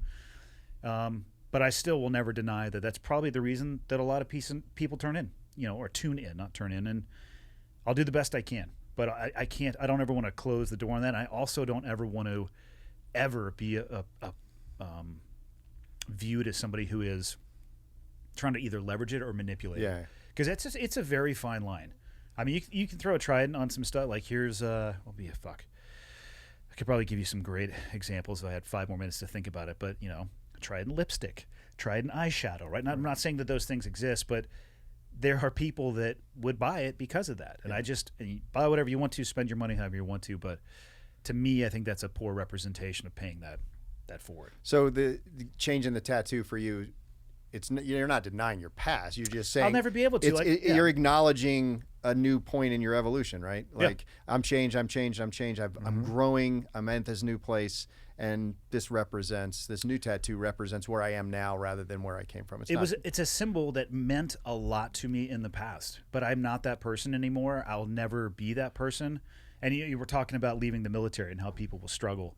If to use a backpack as an analogy, if you move forward but 90% of your backpack is full of the shit you used to do, you don't have that much bandwidth to do new things in the future. Yeah. And I see a lot of people though that have that backpack full at like 98%. They're defined by what they used to do. It's it's the opening of almost every conversation. It's on their business card or calling card or whatever it may be. And I think even if you only have 10% of that moving forward, you have so much more space to do new things. It changes the way that you think. And for me, so it's just that step, that concrete step of it will always have meaning to me. I'll never be able to escape it. I know that's part of who I am, but I want to physically take a step of moving beyond that. So I think I feel like that ties in exactly to what we're saying. Like when you work with these guys that are fresh out, or oftentimes it's guys that have been out and they just can't land. You know what I mean? They don't land anywhere. And the reason they don't land anywhere is exactly what you're talking about. It's because all they have is what they had. And they keep trying to take 100% of that, like you said, and apply it to this new situation, and it doesn't work. And they don't understand why. And so they just go from thing to thing to thing with the same full backpack, to use your analogy. Yeah. And the same result. And the same result, right. And so one of the things that we found has been fun and exciting for us, all three of us, is when you work with those guys, whether they just got out or they've been out 10 years and still haven't figured it out, that's part of it. Part of it is saying, look, you don't deny who you were. You certainly want to leverage whatever skills or knowledge or whatever into other situations, but you're not recreating what you were. You're taking who you are now from those experiences and growing in a new direction, like you're describing. And I think the most valuable thing that we can do with our platform is engage guys with that mindset of, look, dude, you got to do something other than just wear your Team 5 hat. Like, you can't wear your Team 5 hat to the interview for the, corporate job. Like that. I mean, you can. The result is going to be as expected. Yeah, exactly. And you can't live in the past. You honor the past. You bring that past with you into a new present and future, but you can't live there. And that's where guys struggle. And that's why these kinds of things, where we all sit down and talk and we reach out to each other and say, hey, look, how can I help you? It's not going to be by just telling war stories. I'm just going to tell you up front. But how can we help you find where you can land and use this to grow into the new person? So what you're saying resonates with me a lot. I mean, but it's a hard conversation to have a guy that's not ready. You can't just say, you got to leave all that shit behind you. Like, okay, well, it's not that simple sometimes, right? Agreed. So when was it? What year did you guys originally link up? Oh, this is recent. This is over this past year. Okay. Yeah. So then taking another step backward, how did you two eventually link up? Because you were individual authors to begin with, correct? Mm-hmm. Yeah, I stalked him. That's fair. Mm-hmm. I've stalked my fair share of people. What year did that? It's effective. What year did that occur, though? We met in 2012, I think. Yeah. So we both were authors at the time? Mm-hmm. We were writing individually. We were debut authors. There's an organization called International Thriller Writers. It's probably the biggest organization of people that write in that genre. And an enormous number of people over the last decade or so, military people like like Jack. Jacques Carré. Yeah. Yes. And Don Bentley and Josh Hood. Josh Hood. There's a bunch of really good guys that write in this genre now. And so when we went to this thing in 12, we were both writing individually. I had 2 books out. He had 1 out and another coming out. But it was the debut of our careers. And so they have this little get together, and there's thousands of people there. So we go there, and I've never been to one of these things. And I really was a stalker now that I tell the story. But I don't like these things. I'm not a social guy. It drives my wife crazy. She's insanely social. I'm not. So I'm sitting in, we're going to go to this cocktail party. I'm sitting in the hotel room, and they've got the little booklet. I'm flipping through the booklet. And so maybe I was where we're trying to help guys get away from at this point. Like in 2012, I was still carrying the backpack. So I'm looking through, and I'm trying to find other military guys. And I'm like, screenshotting into my brain what their faces look like. So that when I'm like, okay, that guy, I can talk to him. This guy, I can talk to him. And there was like a half a dozen guys. So we go to this cocktail party. And sure enough, I see this dude. And I'm like, that's that Navy guy. He's a submariner, so he's sitting by himself, right, drooling and crying in his beer and all that, like you'd expect. Pasty white. Yeah. Right, with that hiding with that translucent skin, glowing. Right, exactly, Like glowing the sun's from out, but you're brighter than the sun. How is this possible? reactors. We work with reactors. Yeah. No, but I saw him, and I just went over and introduced myself. I said, hey, look, dude, I saw you at the breakfast, and I'm in the Navy, and this is my wife. Turned out his kids are the same age, and like me, his family and all that is the center of his life. We just hit it off and become really good friends. Not with any thought of writing together, because that's insane. How do you write 2 people write a book, right? But we became friends, and then was it about a year? Yeah, I think we were in between books, and like Jeff said, we were just fast friends, and so we were always trading ideas and smoking and joking. And at that conference, it's just a lot of energy, sort of like the veteran community is helping each other. This is a community of authors who really take pride in helping each other out, helping each other learn the craft of writing, but also, it's a small business. Publishing's a small business. So, I was going to ask you, how many people are at one of these things? well, this organization has grown rapidly over the years. I mean, when it started, we're talking, less than 100 people, and now there's thousands of members. The conference, I think, typically has between 500 and 700 people attend. Yeah, something like that. But, we're in between projects. We were just talking. I said, it would be really cool, just sort of on a lark. We could write a SEALs and Subs book. We could tell stories, combine our backgrounds, our knowledge. Title, Nothing's Gay When You're Underway. Could you write that? Yeah. Yeah. Book 7. Yeah, and just You don't have a copyright on that, right? Not yet, Okay, but I'll cool. race you guys to the finish line on that one. Just saying, I know Team Guys and you know Submariners. Right. We both know that title's accurate. Jeez. How would that sell? To the right community. In the well, right community. That's right. It's all marketing, bro. Everything is marketing. Yeah, so I think your initial response was like, there's absolutely no way that would work. Oh, it was he was so excited. I felt really bad. He was like, don't you think? And I was like, no, there's no, I can never in a million years imagine. I've been writing.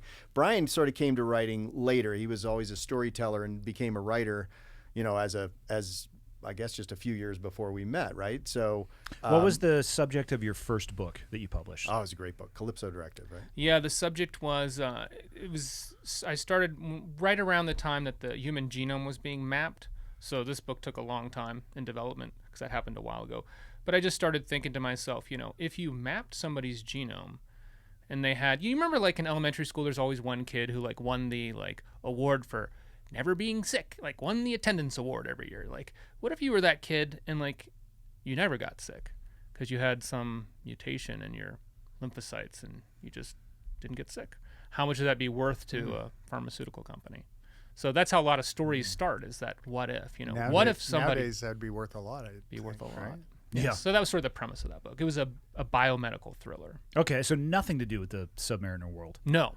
And Jeff, what was your first book? And I was writing supernatural thrillers at the time. So okay, so nothing to do with your world either. I wasn't writing military thrillers either. And so, but they were, that's the market. So supernatural thriller market is much a tenth the size. Are we talking Ghosts and Goblins here? What's a supernatural thriller? Yeah, maybe Ghosts and Goblins, but something with a Stephen King type stuff, Okay. Dean Koontz type stuff. So, and I had always thought about trying to do something with military thrillers, but gosh, it sure seemed like a lot of work, and I just wasn't what I was doing. So his idea for the book, I really liked. It was the idea of writing together, not him personally, but just I couldn't imagine how that worked. Like, how does that work? Like, you write the first word and I write the second word, and like, how does that work? How does it work? What does it look like? Well, so it turns out that it works really, really efficiently in our process. And there's a few Preston and Childer out there. J.T. Ellison writes with Kathy Coulter, and everybody that does it completely differently. So the way we do it probably doesn't really work for other people. But the way we do it is sort of like two 11-year-olds in the backyard playing war, right? It's just all giggling and on the phone. And what if this happened? No. You know what's oh my gosh, you know, it'd be so cool, dude, right? And so that's how our process starts. Is it's what if, what if this happened? Like in the first book in the Tier 1 series, what if this Tier 1 unit was completely wiped out and there was a sole survivor and he was presumed dead, and he went and joined a task force with an assumed name so he could hunt down those jackasses that did it, right? So that was the what if question. So it starts with a what if, and then we sort of map out the story, and we sort of know basically where it's going. We divide it into 3 acts. But when we start actually writing, we write 1 act at a time. We don't really outline, but we'll sort of have like chapter 1, Brian, who the POV character is, and like 2 sentences about what's supposed to happen in there. But we've talked about it at length. So when we sit down to write, he's writing and I'm writing, we're writing different chapters. So we will split it up maybe by point of view. So like maybe in part 1, he's writing Dempsey and I'm writing Grimes or Jarvis or whoever. So we'll be writing simultaneously. And about every 2 or 3 chapters, we swap them. We live in different cities, so we email them to each other. And then I rewrite his stuff and he rewrites my stuff. So it gets one voice and then it goes into a master file. And by doing it that way, which whenever we tell that story to any other writers, they go, that's not how you do it. That's impossible. There's no way that would work. But it is how we do it, and it does work. And it's why we write a book in like 3 or 4 months. Yeah, I was going to say, you guys are, knocking out multiple chapters at the same time. Yeah. And which is, we now have we're writing 4 series simultaneously, 4 books a year. It used to be, it was a luxury to be able to do it. Now we have no choice because now we have deadlines, and hopefully we haven't bitten off more than we can chew. But anyway, so when he first pitched that idea, I said, no. I said, I just, no offense, I just can't see how it works. And but I said, we were friends. I was like, but I'll help you. Like if you're writing a book with SEALs and I've worked with these guys, and let's brainstorm it together. And so we start brainstorming. He's a psychologist. He told you he's got a psychology degree. The whole thing was a setup from the beginning, right? He just let you make the choice. Right, exactly. I'll trick him into choosing. So we start outlining it, and the story's like getting good. Like it's like really good, and I'm like getting more and more excited about it. He asked again. I was like, dude, I'm telling you, I just don't see how it works. So we now have this whole thing mapped out, and he makes one more pitch. He says, all right, here's what we'll do. Let's write 5 chapters, just 5. And if it's working, we'll keep going. And if it's not, you can have the story, and it'll be your book. And I was like, I just got a great book from this guy. What a loser. Right? So we wrote 5 chapters in God only knows how long, probably 10 days or something crazy like that. And we never even brought it up again. We just kept writing, and that book was done in 4 months probably. It took that first one. And how many have you guys done together now? I think we've written 14. I think it's 2 more than that now. Various stages of. How many of them have been published? Maybe would be a better answer. Well, they're all contracted. So, okay. Yeah, everything's been sold, but No, I mean, how many of them are on actual books shelves that are right out, now? 12. 12 with Dark Intercept, I think it'll be 12. Yeah. 12 or 13. But the cool thing about it is, for writers, one of the most frustrating things is writer's block. And, we've eliminated that problem because, if you get stuck, we don't waste any time. We just pick up the phone, call the other guy and like, dude, here's what I'm working on. It could go this way. It could go that way. What do you think? He'll give you an idea. Oh, and that makes you think of this, oh, what about this? And the snowball starts rolling and you're back in business. So it's very efficient. And, you just can't think of everything by yourself. That's sort of like creative abrasion from 2 people, like taking their ideas and smashing them together. You end up with something that neither idea was. But and it's also a hell of a lot more fun. It's so much fun. Writing is a lonely business. You guy sitting in his mom's basement right there. That's the image, right? Yeah. And it's not far off. Like you have no one to talk to. You wrote the greatest thing in the world, and like, what do you show your wife, and she has no context. She goes, well, it looks pretty good to me. She didn't read the other 10 chapters. So it's really a very lonely business. But when you do it this way, it's not, and it's a lot more fun. Now you got someone you say, dude, I had this great idea, and they know what you're talking about. So it's efficient, but it's also just a lot more fun. So probably we do it because we're really immature. Like, it's just, I don't have the maturity or the work ethic to. I see a lot of guys who get out, and maybe Tim, you've seen this too, where they will isolate, whether geographically or accidentally. They'll just leave the teams, and they are missing what you guys are talking about. One of the big misconceptions I have found with the military is people think that everything is rank and file. Like, you are told to do this, so you do that. And I can't speak for the conventional military, but I can tell you that the SEAL teams, in my experience, was the exact opposite. It was full of critical thinkers. Yep. There's, of course, a time and place where you're going to do what you're told. That absolutely exists, and that's respected. But it's actually full of people who love to say, well, why? Why do we do it like this? Yeah. Why do we have to do it like that? I spent the most formative years of my life, my late teens, early 20s, early 30s, well, actually all of my 20s, early 30s, in that community of people that are constantly pushing back against your ideas, or you have somebody that you can go to, and then you geographically isolate, whether intentional or not. I think it falls into the cause of why some people struggle as well too. Yeah, I think you're exactly right. And they expect you to think outside the box and be an independent thinker and all that. When I got out, I moved back home where I grew up in Seattle, and honestly, I felt like I was on an island by myself. You have that, surrounded by people, but not your people. Correct. Right? Yeah, and it's not your tribe. People don't get that. You've got this camaraderie and this higher sense of purpose, and your people are there, your teammates and everything, and you go and you retire and you're by yourself. And it wasn't until about a year and a half into it. I don't know if you know Dan Cirillo. I do. Yeah, Taco. Yeah. So Taco. You can tell if you're a team guy if people say, "Hey, do you know Dan Cirillo?" And like, "Yeah, it's Taco." And they go, "Oh, really?" I'm like, "You're full of shit." Yeah. So Dan calls me and he goes, "Hey man, we're having a Navy SEAL Foundation to get together downtown. Let's get together." I show up at this thing and it was like a reunion.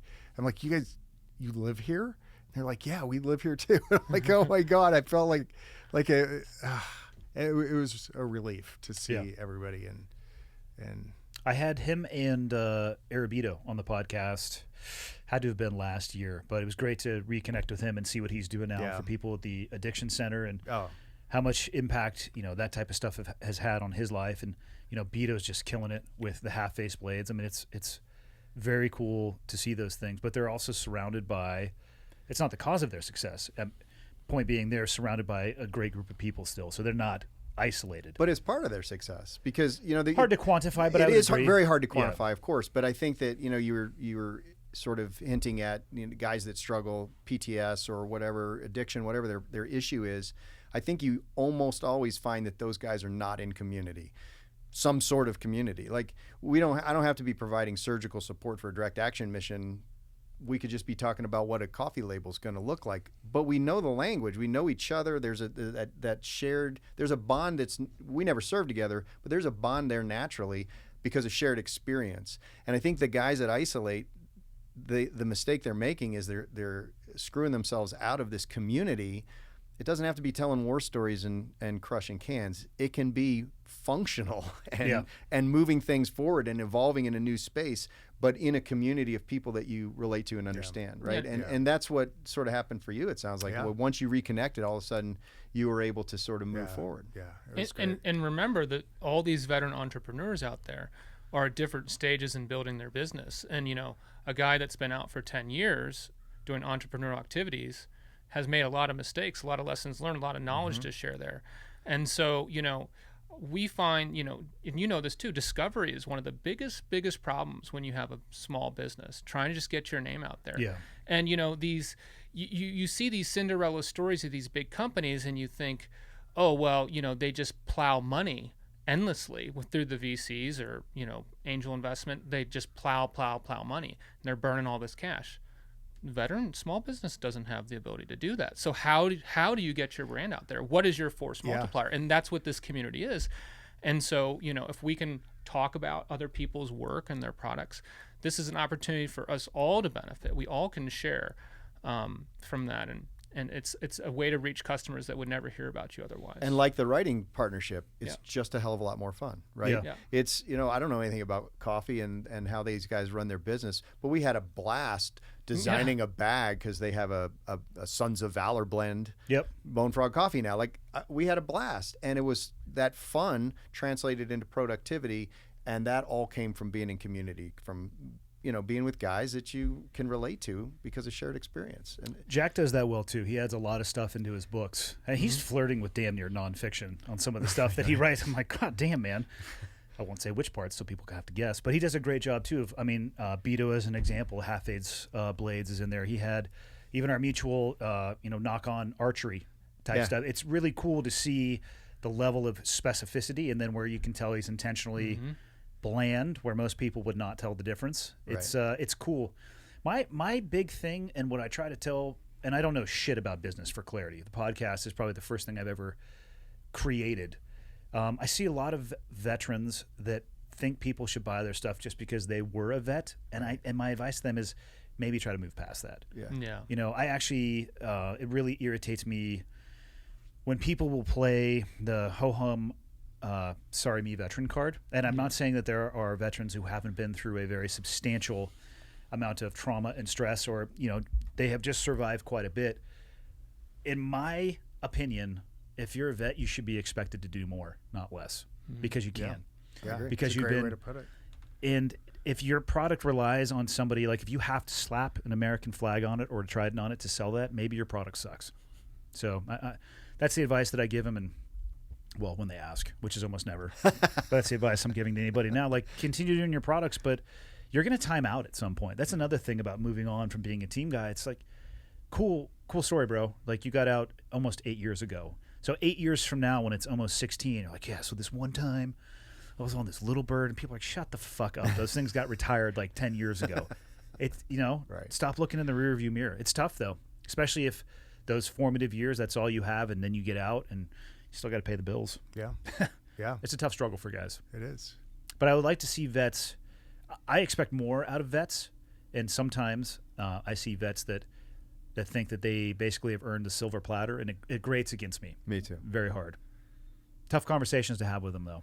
Yeah. In fact, if you don't get them at the right stage of where they are with that struggle, it's impossible, I would say. Like, you got to. There's a little bit of mind reading that has to go on. You got to know when you're not going to have that conversation, and you can usually tell that guy. You're like, I'm not going to have that conversation with that guy because it's not going to go anywhere. Yeah, you're absolutely right. But we can still have those conversations like we're having right now with other fellow vets. Guys get out and they feel like they've lost their purpose, right? Yeah. And for us to sit and talk to them in this kind of a venue, and people that are listening right now, this is really important. You can do more than you think you can. All that stuff that you did in the past as a military guy gave you the skills and the leadership and the grit and the not quit attitude to go do whatever you want to do, whether you want to be an author or create a new company or a new widget or whatever. Go do it. You have the skills to do it. You just may need to find the right person that teaches you how to do it, and then you just go do it. Yeah. But there's a lot of us out there that are willing to be there for you and help you out and talk to you and mentor you and open your Rolodex to them and get them hooked up and moving forward. Speaking of new business ventures, how'd you land on wine and coffee? Yeah. I am using these as, okay, so let's use coffee as an example. Coffee is a thing that helps people communicate. So if we're going to get together for a business meeting, usually, hey, let's meet at a local coffee spot. We'll sit down and we'll talk about business. Coffee is something that's a conversation piece. And it's the same way with wine. Inevitably, we'll take this bottle of wine, put it down in the middle of a dinner table, and everybody stops and they look at it and they want to know what that image is. Yep. And you turn it over and the story's on the back. And I wanted to have something with our labels that started the conversation. And that's how we started with both of these different products. The coffee, it's been really, really fun. And, coming out of Seattle, we've got good coffee and there's high expectations that you're going to produce a really good product. We were fortunate enough, and I think in a lot of ways, we've had some divine intervention on certain things, but we got to meet one of the iconic coffee roasters in Seattle. The owner, Dave Stewart from Sales Best Coffee, when he heard what we were doing and kind of the purpose, volunteered to help us out and mentor us and teach us the ropes. And this is a guy that's been making coffee for over 50 years. And so really great experience with that and learning how to roast and create blends, which we had fun doing when we did the Sons of Valor blend. And that's been really, really fun. Which one's harder, coffee or wine? Wine by far. They are Wine. conversation starters, generally for different times of the day. Mm-hmm. If you're having wine in the morning as a conversation starter, I'm not That's going to a- judge you externally, but I have judgment. And it's a different conversation that should be happening, right? But I think it shows Tim's level of greediness. He wants to control the conversation morning through night. All the way through. Yeah. Yeah. From when you get up until you go to bed. I do. Yeah. Why is wine so much more complicated? So when I started with this idea, I must have worked on it for a couple of years on the wine side. The logistics behind it, the taxes, selling alcohol across state lines, all these things take time and effort to figure out. And we're talking about finding that person that can help you. And for me, it was my business partner, Dave Johnston, that he stepped in and he saw my wife and I looking at wine labels at this party. And he walked up and he goes, "Hey, what are you doing?" And I kind of told him about, my thought and what I wanted to create. And he's like, "Let's get together at a coffee place and talk about it." Right. So we talked about it, and he, his background is in business and venture capital, and he started a lot of businesses, and he understood that. I joke around that, I was a military guy that had just been hit in the head a lot. And so I didn't know anything about business or starting a winery. And he had a background in that, and he helped me out. And we talked a few times, and he called me one morning. I was making eggs for the kids on a Saturday morning, and he goes, "Hey, you still interested in doing this?" And I said, "Yeah, let's do it." And we sat down, we created a business plan, which I had never done before, and we created this really strong foundation for our business moving forward. And the learning curve for me was just incredibly steep. And we started both of these simultaneously. The wine, it's harder because, we age that in 18 months in French oak. Yep. Source the juice from some of the most premier vineyards in the state of Washington, the oldest. It's been an incredible experience, and the similarities between the two are endless. There's something, I learned this word called terroir, a French word that talks about the temperatures and the water and the soil content and all that goes into the flavor profiles, and it's no different with the coffee. Yeah. For these, high quality coffee beans. Yeah, why start one business when you can start two simultaneously? Especially in During a pandemic. a global pandemic. I know we say that all the time. And it's, you talk about challenges and things that are way, way, way out of your comfort zone. And this was it for me. And fortunately, I had Dave to help walk me through this. And the business partnership has been fantastic. We have a blast in everything that we do. And, people have jobs that the alarm goes off in the morning and they hit snooze. I didn't want that. I used to have a job with a high purpose and great teammates and that kind of stuff. I wanted to have something again that I was excited to get out of bed and do and had great purpose. And I found it in this. And, we created this so we could give back to a number of different foundations that help the community. I was going to ask you about that, how you've tied these businesses back into the community. That was really important to me because I felt like when I retired that I was leaving guys behind. We were still at war and at the time, and I think we still are, just less public facing probably. Yeah, And more different. Disaggregate locations. Yeah, different. Just made it more dangerous. But I wanted to be, so the Navy SEAL Foundation was really pivotal for me. I was at Unit 2 in Germany, and my wife needed to get back to Bethesda to get some medical treatment for her cancer, and we were struggling trying to get her back. Navy SEAL Foundation stepped in and got her back, got the treatment she needed and the testing and all that kind of stuff. And so they were the first ones that I added on to give to. And we've just been adding, we've got the Navy SEAL Fund, we SEAL Legacy, and the Navy SEAL Veterans Fund. And I wanted to be able to contribute to all these different things that helped both active duty, families, kids, disabled veterans. It's more than just the guy wearing the body armor. That's that's actually, I think, probably the easier. Well, it's not. I don't want to say it's the easier problem. Well, but it's low hanging fruit, though, right? It's the most front-facing, easy to identify. The ecosystem that supports those individuals, I think, is far more complex and difficult to actually help raise up, however you would say that. Yeah. So I'll tell you this: the first time I wrote a check, I was running around the house showing the kids and showed my wife, and I go, "We did it. We actually did it. We raised enough money. We created this business. And made enough money to be able to give our first check back." And to me, it almost gave me a lump in my throat that I felt like I was still there with the guys and helping them in a way that was meaningful.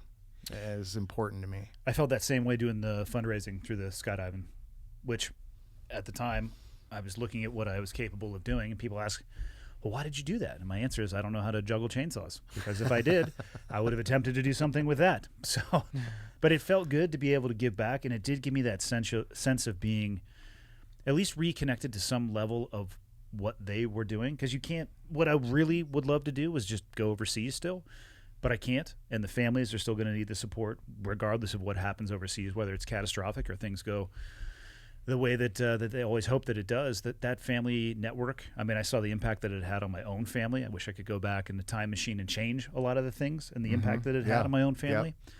So, and that's one of the things I'm glad to see, at least when I was leaving and getting out in the middle of 2013, the emphasis was there was more emphasis being placed on the family. I was not going to say it was getting shifted away, because that wasn't the case. There was still the emphasis on the individual, but the family unit and organization was being addressed a lot more, because I think it was a blind spot for a long time. In the military, you're saying, not specifically in the community, the SEAL community. Yeah. It was a blind spot for quite some time. And I will say, both my business partner and I, we don't take salaries. We work, we volunteer, we do all this stuff to spread the message. And then we give back money right off the top to the foundations to help the guys. Yeah. And the rest goes back in the business, so it will get bigger, so we can do more to give back. And, someday we have this dream of holding the big cardboard check. I don't know where you get those things, but I want to get one. Kinko's, maybe, if those still exist. Yeah, to give back. You can't cash it, though. That's the problem. So you need to get two checks. Right. An actual Can you check. walk into the bank with the big... God, I would try that if there was actually possible. I don't think they're actually valid tender, though. No, probably not. But I was thinking, we were talking about this before, Tim, that, you reach this certain point in your life where you say, okay, can I think we're maybe conditioned to try to think in terms of rank everything financially. But if you could put a dollar value on the feeling that you get from, helping another veteran or collaborating or having this partnership, being a mentor, all these things, we need to somehow ascribe some, quasi financial worth, because that is more rewarding. We talked about that this morning. Yeah. It's not always the financials that are the important part. That's, a byproduct. The thing that is more important, I think, is the relationships, the friendships that we've made, and the things that we're doing to help others, and helping the younger guys coming up so they're successful. Those, I think, in the long run, when we're sitting in a rocking chair someday, mean the most, right, than any money that you made. It's really all those relationships and experiences and stuff that you do, I think, that are super important. I was telling my kids, I try to think now, like, in my life, like, am I adding value to the world, or am I just consuming it? Yeah. And I think a lot of our culture right now is really focused on consume. And I said to my daughter the other day, like, if you watch TV or play on your iPad for 10 straight hours, did you add any value, or you just consume other people's value? So I want to try to spend as much of my time as possible, and through the way that Jeff and I do that is storytelling. So through our characters and through our stories, we're trying to provide entertainment, but we're also trying to provide inspiration. And, one of the big parts of our job is hero's journey. We're telling the story of a heroic journey. But these are, it's fiction. It's fiction. We get that. But at the same time, you can approach your life like a hero's journey too. Because in the beginning of every story, that hero has a choice. Okay, am I going to start Bone Frog Coffee, or am I just going to talk about it? And if you never take that first step on that hero's journey, then the story's over. But you make the decision, you take that first step, and then, I was listening to you talk, Tim, and I was thinking, God, this is just like what we do in our books. Okay, what did he have to do? He recognized he doesn't know. He's got to gain knowledge. Okay, that's the first thing. Next thing he has to do is gain a mentor, then acquire resources. Then he starts trying. And, the hero always struggles because it's harder than you thought it was going to be. It's more complicated than you thought it was going to be. So you have to sort of pull back, readjust, get new partners, try new strategies. And so in our stories, this is what people are wrestling with. But it is a recipe for success in real life, too. So you have a blend of your coffee called Sons of Valor. Yes. You have a book called Sons of Valor. Coincidence? Coincidence, I think not. Tell me, so I'm about a third of the way through the book, which, by the way, I got to have you guys sign that thing before you leave. I'll be upset if one of the signatures is not a penis. Because Tim will tell you, if you leave a notebook open in a seal it's common space, it's going to be a big old dong. Oh, no, he has the penis stamp. Did you bring the penis stamp? Yes. I'm just saying... My girlfriend It's will so ask true. me. My girlfriend will ask me. She's like, "Why do you draw dicks on everything?" I'm like, "Why are you judging me? This is who I am. I didn't choose this life. If somebody leaves something out, it's just I'm drawing a dick in it. I'm sorry, I have to." Yeah. It's so true. Hilarious. Tell me about the book. Third of the way through, it's an interesting. It's an interesting premise because we're at an interesting time, drawing down from Afghanistan, and like we had talked about earlier, there not only is there a generation of American soldiers, sailors, Marines getting ready to or preparing to or already overseas right now combating threats. There's a generation of people that could potentially be our enemy who were not alive when the events took place that found us in Afghanistan or Iraq. Yeah, it feels like 2004 or 2006 or whenever your pivotal year is in deployments was yesterday, right? And the idea that there are people over there going now that weren't born is insane. And that was sort of the idea for this series. So the first thing is this series is a spin-off series. So it's a shared universe series from the Tier 1 series. There's 6 books in that now. This character, or the couple of the characters that are the main characters in this book, were characters in the Tier 1 series that got immensely popular, which surprised us because they were pretty minor roles, right, in just a couple of books. But we would get letters and emails. Oh, I hope Chunk is going to be in the next book. So when we started thinking about this series, it was like, well, this is a great opportunity that we can make them happy. We can get these guys their own spotlight, and we can start telling this story. So the Sons of Valor series is a spinoff because, remember, in the Tier 1 series, the premise is that this entire Tier 1 unit gets wiped out because of leaked intelligence, and now this one guy is part of a super secret task force hunting down the people responsible. And from the very beginning, we thought we might work it into the original series. But from the very beginning, Brian and I were like, well, in real life, they're not going to just never bring it back. Like at some point, you're going to have to stand it up. And then the conversation becomes, well, what does that look like? The cycle of going through Green Team and stuff at a JSOC unit, that is, you've always got the mentors and all the things we've been talking about. What if everybody's gone and you're just starting over? There's going to be some guys out there that, have moved on to other communities you could bring back, I guess. But in general, in the middle of a very high operational tempo for all the military, you're standing something up from nothing. That would be an insane challenge. And so the idea that this character, Chunk Redman, would be the perfect guy to lead one of the 2 fictitious squadrons in our book was really exciting. But from that was born this idea of this new generation, that there are guys, and it is a generational difference that you've seen, I'm sure, in Team Guys, right? But we ask the question, we see that, but what about the bad guys? And we are seeing that if you've stayed in the IC at all, whether it's contract or whatever, you've followed things at all, you see this new level of sophistication. The new jihadist, he's not his daddy's jihadist, right? He's educated, he's multilingual, he's tech savvy, they're using social media to their advantage. And so that threat is very different. And so that was how this was born out. So the premise of this book is at the same time that they're standing up this new unit and trying to get them ready to be operational, this terrible new threat is now emerging. We have had this very asymmetrical war for 2 decades now. It's really easy to bring an A-10 in and drop some shit on a bunch of goat herders.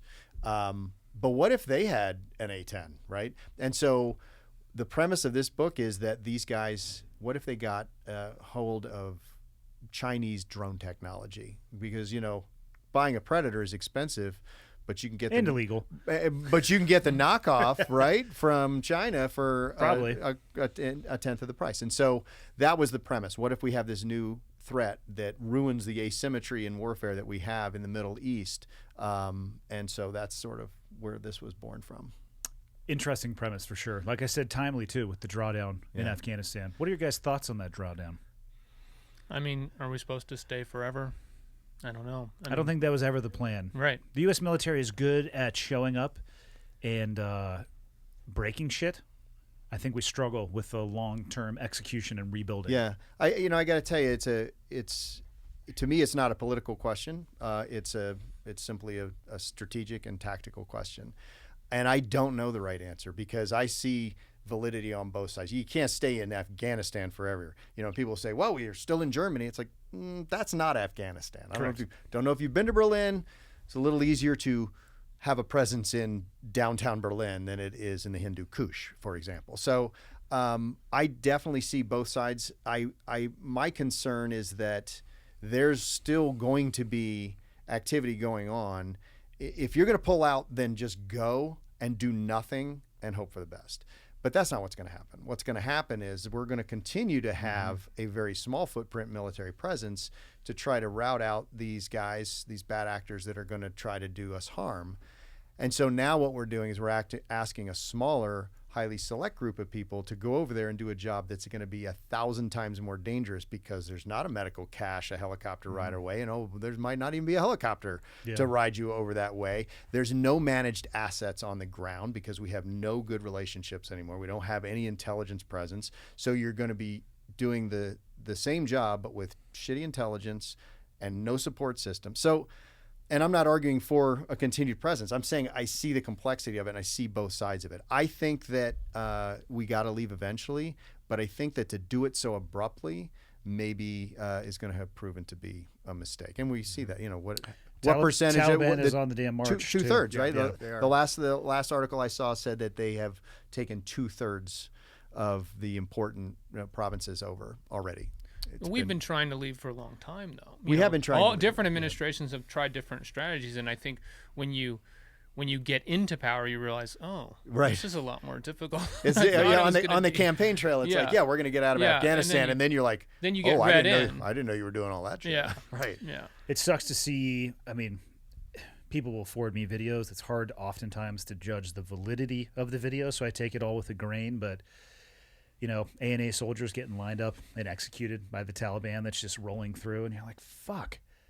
You share ground with these people, and you fight alongside of them sometimes, and then it's like, hey, man, we got to go. See you later. And they're just steamrolled. So there's a new organization called, it's a new charity called, what is it called? We just promoted it on our social. Oh, it's No One Left Behind. Their handle is @N1 Left Behind.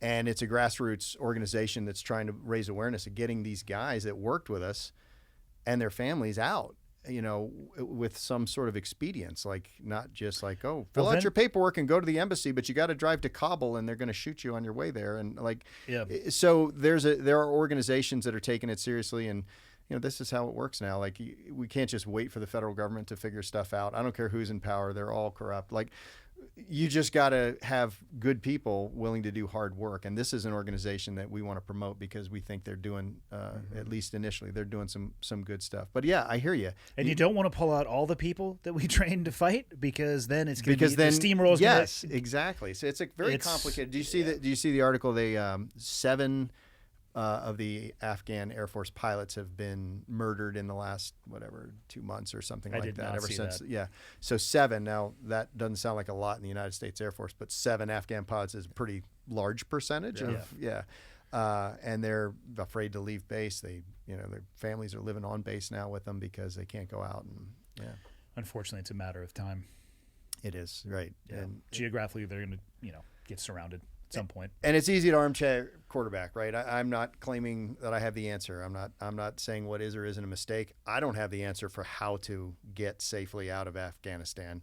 People have been asking that question for about 1,000 years, and I'm not smart enough to figure it out. But I do think it's heartbreaking to see. I think of guys that, when I went over with the other group that I went to after I left y'all, I had this kid, his name was Romeo. He was an interpreter. He was like assigned to me, went with me everywhere. We ate all our meals together. He was an amazing human being, and I can't stop thinking about him right now because we're not there, but he still is. So, yeah. Yeah, I don't have any answers either. It's tough to sit back. I think that's one of the things I struggled with the most when I got out.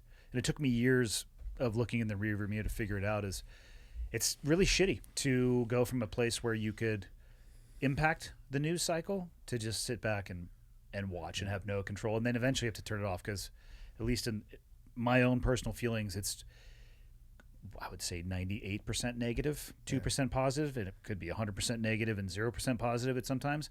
It psychologically, it was fucking me up. I had to actually just turn it off and get away from that for a little bit. Do you think that's the best strategy for? I don't want to be too detached. Like, I kind of want to know if like something happens. Right.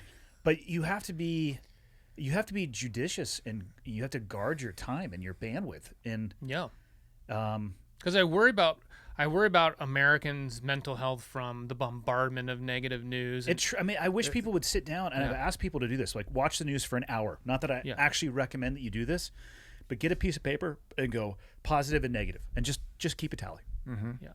It's how much fear, fear. Or maybe just only watch the news for an hour. That's the other problem, right? The 24-hour news cycle. They've got to fill all those minutes and all those hours on all these cable news outlets, and maybe diversify your sources a touch. Yeah, absolutely. The two that, CNN and Fox, to use as an example. I know that there are more, but they seem to be the polarizing, axis powers going at each other.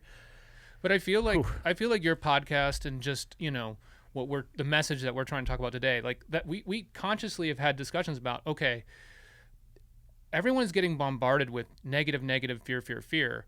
Can we try to be not that guy? Not that. Can we have a different message? Can we try to be a little bit of a light, out there? I think you can, especially if you focus on talking to people about critical thinking. Mm-hmm. Because if you have the ability to critically think, you could look at those outlets or the stories or whatever you consume it through the lens of, maybe these people are not altruistic. Maybe they do have a bias. Maybe they have a reason for it to be negative. Maybe there is an aspect of, people trying to force me or elicit a behavior or compliance out of fear. And when you can critically think your way through that, I think it really helps. It's clarifying, because true critical thinking is politically agnostic, right? So if you want to get to that level where you're not thinking through whatever your own political lens is, you have to focus on getting good information from multiple sources, which is crucial. And then you have to analyze it and think for yourself. And the more you do that, the less political you become, right? And you'll find yourself during that process going, oh, I had a lot more bias than I realized I had. Oh my God. And so I think that it's a great exercise to do what you said, like look at the information you're getting and write it down and say, what do I think about that actually? Forget about the emotional reaction I had when that reporter or this reporter said it. What do I really think about it? And then get some more information, see what it really means. Think about it critically, and all of a sudden, who you voted for, or who your mother voted for, or who's in the White House, or who you want to be in the White House, whatever, all that sort of dissipates in that lens of critical thinking, and you become a better person, and now you can contribute something other than more fuel on the fire of division. So yeah, I think the question why is a very powerful one. I advise people, how about just question everything, to include everything that I say. Question it. Go find out for yourself. Yeah. And, find your answers for yourself. Don't rely on others to tell you the who's, what's, and the how's, to's. That's where I think it gets dangerous. Yeah, or don't just tune into the media so you can get confirmation of your pre-existing opinions. And only pay attention to the stories that you wanted to hear. Yeah, right. See, this proved how smart I was. This proved I was right. And we're always gonna do that some, right? I mean, it's impossible as humans not to bring some of that bias. But if you can do like Andy's describing and and really look at the facts and think about them instead of reacting to them, I think that you get a little closer. You're still going to be perfect, but you'll definitely get closer. Yeah, I don't know the answer to, or the recipe that would be best, because there's so many ways to get information. In the political cycle, the last political cycle, let me tell you how little I am looking forward to the elections ramping up again for 2024. Right. I have no interest whatsoever in living through that shit again. And it's going to start in about 9 weeks, right? That's because the problem. The cycle gets longer and longer and longer. We're always in a campaign mode now, forever. It'll be 2 years. And the number of people, to include my dad occasionally, not often, but occasionally, the information that was sharing, and because it spoke to them for whatever reason, it conformed to their particular bias or their dissidence, whatever it may be, I would like, you realize that article is from a dude wearing tidy whities in his mom's basement, right? Like I'm not saying it's fake news. I'm saying consider the source. Like you start clicking on it and you're trying to figure out what it is, and you realize it's just a really fucking angry person who has an opinion and a very official looking website. Maybe, I don't know, maybe aggregate that information out so that like that one thing is not the critical, position in your point. It's like, fuck. Yeah, I really, really don't want the election cycle to start again. Yeah. However, I think if the powers that be cannot figure out a way to bring faith back into the electoral cycle, we have a serious problem coming in 2024. I think there's got to be a way where they have to stop with this. Well, maybe they won, maybe they didn't win. Like that, I don't know if we can go another round. Yeah, of we that, can't actually. do that again. Yeah. Yeah. Yeah. Yeah, it does. It seems like it doesn't end. Like we talk about the political cycle starting again, but did it ever really end from the last one? It just keeps going. I think it's somewhat healthy to turn the TV off every once in a while. It's frustrating to listen to it. We didn't used to be this divided. We used to be flag waving patriotic Americans, and they have pushed us to divide each other. And I think if you take the time to critically think, like you said, it's human nature to listen to this and have your bias and get on that bandwagon, but we got to stop that. We got to stop it as a country, because there was another time when we were this divided and we fought a war against each other. And we don't need that. We need to come back together and sit and talk and have these discussions and stop this. I think it's healthy. Just turn it off. Well, it's interesting too, because the ease of not only receiving information, but the ease of putting out information. The barriers to entry for both are so incredibly low. The first war that we fought, about disagreements, we shall say, as a country. I mean, I guess you could write a letter to somebody in the South or the North and be like, "Fuck you, man! I don't like you." And what so it's just a fortnight later, it would show up at their house. Whereas now you have direct access to people, and I'm not saying that there are a lot of people out there portraying to be something that they are not when it comes to a warehouse of information or an institution, but it's also not impossible for people to create that level and facade and put that out there. And it's hard for people to separate that, but you're so connected to that information, and it's so easy to just blast out. So people get stuck on. That's probably the biggest thing that tripped me out about the most recent election cycle. People were on transmit only, not receive. Yeah. And I would like to see that at least, like, give me a 60-40, a 70-30, as opposed to 100% and zero. Like, let's play the radio game. I will allow you to push the push to talk, but then you have to take your finger off of it for a little bit.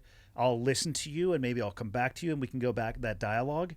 That's what seemed to be missing. And then, of course, it would almost immediately digress into an attack of individual or character. Yeah. They would avoid the topic itself, be like, "Oh, you're a piece of shit." Yeah. Like, okay.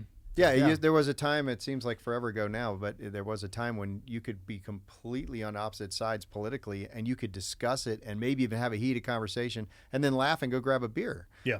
And be friends, like real friends. Yeah, like we can still do that. We should be able to do that. But it's because we let it become personal, like you're saying. It's not, Andy and I disagree about this thing. It's like, Andy's a dick because he thinks this. Or they use the magic words. Actually, right. Or you're a racist. Yeah. Right. Yeah. They're like, oh yeah, I don't like your idea. You're a racist, and people are just like, am I a racist? Like, no, it's like that's a bullshit, like very, I don't know, disingenuous way to end conversations. I think we were given 2 ears and 1 mouth for a reason. Don't forget the eyes too. We need to use these more than we use our mouth. Sit and listen to the other person.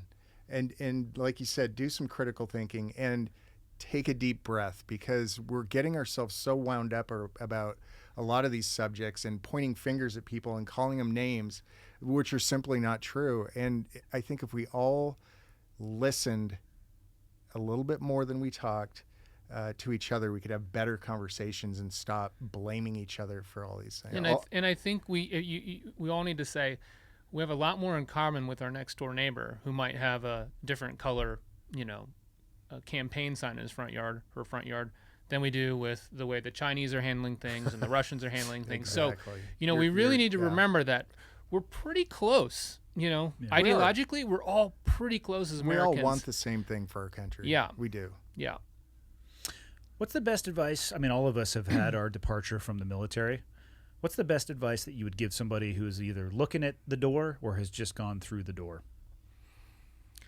I remember when I was just about to get out, there was a new guy that came on board, and I was doing a tour. We were in port. I was doing an engineering duty officer tour. I was touring the engine room, and there was a first-class machinist mate, and he was giving this new guy, like an on-watch tour. And he introduced him to me. Oh, have you met so-and-so? And he said, while we're talking, he just starts poking the guy in the shoulder. So he's like, poke. He's talking about taking logs. And then every once in a while he'd say, poke. I was just watching him, poking him hard in the shoulder. And it got awkward. The new guy was like pulling back a little bit and getting uncomfortable, did that uncomfortable laugh. He's like, do you like this? Poke. You gonna cry? Poke. You gonna quit? Poke. And the guy's like, no. He's like, good. Poke. Because that's what it's like here every single day. And I thought that was the most beautiful, simple little metaphor, which is, you can cry, you can quit, you could not do your job, you could get mad and get angry, but that is life. That's life in the military, but it's also life outside the military. That's life every day when you go down the street. There's going to be something irritating you, some little poke trying to get under your skin. And how you handle that, how you approach that little annoyance says a lot about your character. And that one has stuck with me. That was a formative leadership lesson for me from one of my guys, And so that'd be my advice. Figure out how you're going to handle the pokes, because we all have to deal with them every single day of our life. Yeah, there's no free pass on that for sure. Yeah, absolutely. Absolutely. I mean, I think that it'd be related, not to just be a one-trick pony here, but it would be related to the things we've been talking about. When you're ready to when the time is right and it's transition time, be ready for that transition, have a plan, all those things that everybody tells you. But you mean all the stuff I didn't do? Yeah, all that stuff. And everybody, and no fingers pointed at Andy. Me too. I was that guy that left and then joined this other group and did that stuff for a while, and then I stopped doing that, and it's I couldn't stop. This idea that there's life beyond this. You can't start something else until you stop, right? So I was that guy. I had no plan either, but I think that taking that, knowing that it's the right time, knowing you have some sort of plan, but don't lock yourself into this is what I'm going to do. It's just since I came in, I knew when I left I was going to do this. Well, maybe you're not. And if you're going to be in tunnel vision and you're going to get to that place that you have in mind and not listen to the winds and the signals and be in community, have other people telling you, hey, there's this other opportunity. No, this is what I'm going to do.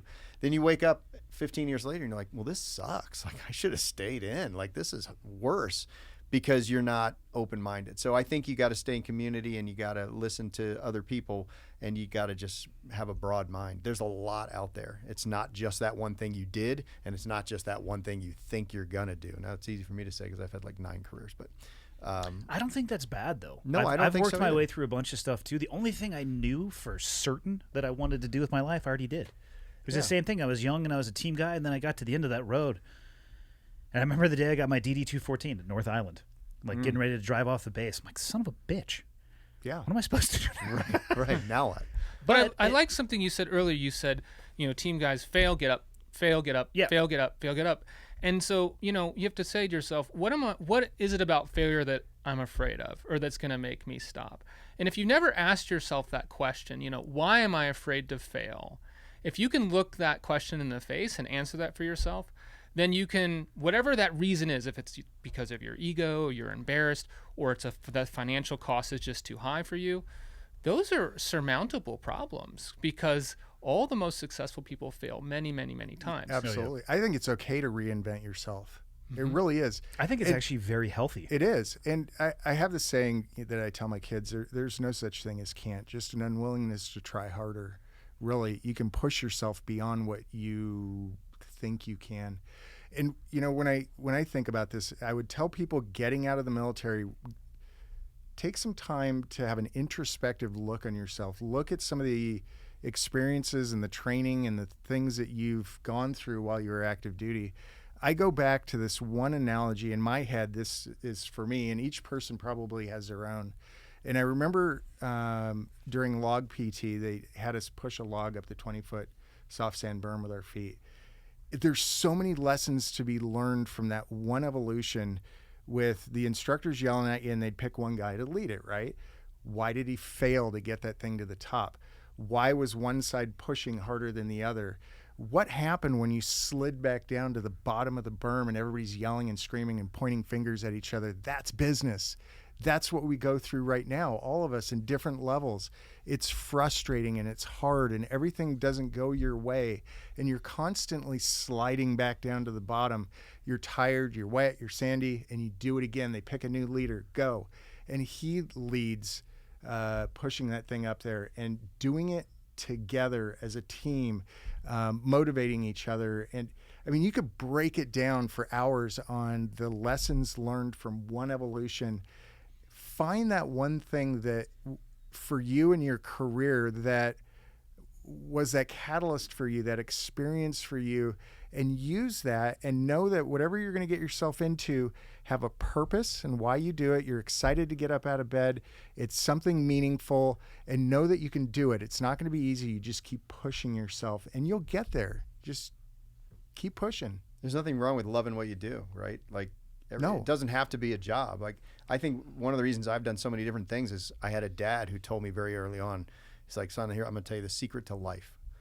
Find something you would pay people to do and find a way to get them to pay you to do it.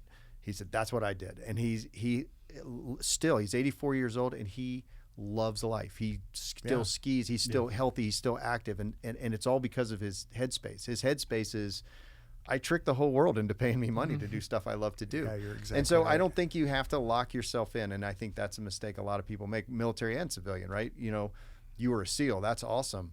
Now you're something else, and that's awesome too. And you can change that again. And people are not willing to accept that. They think they graduate from college, they get this job.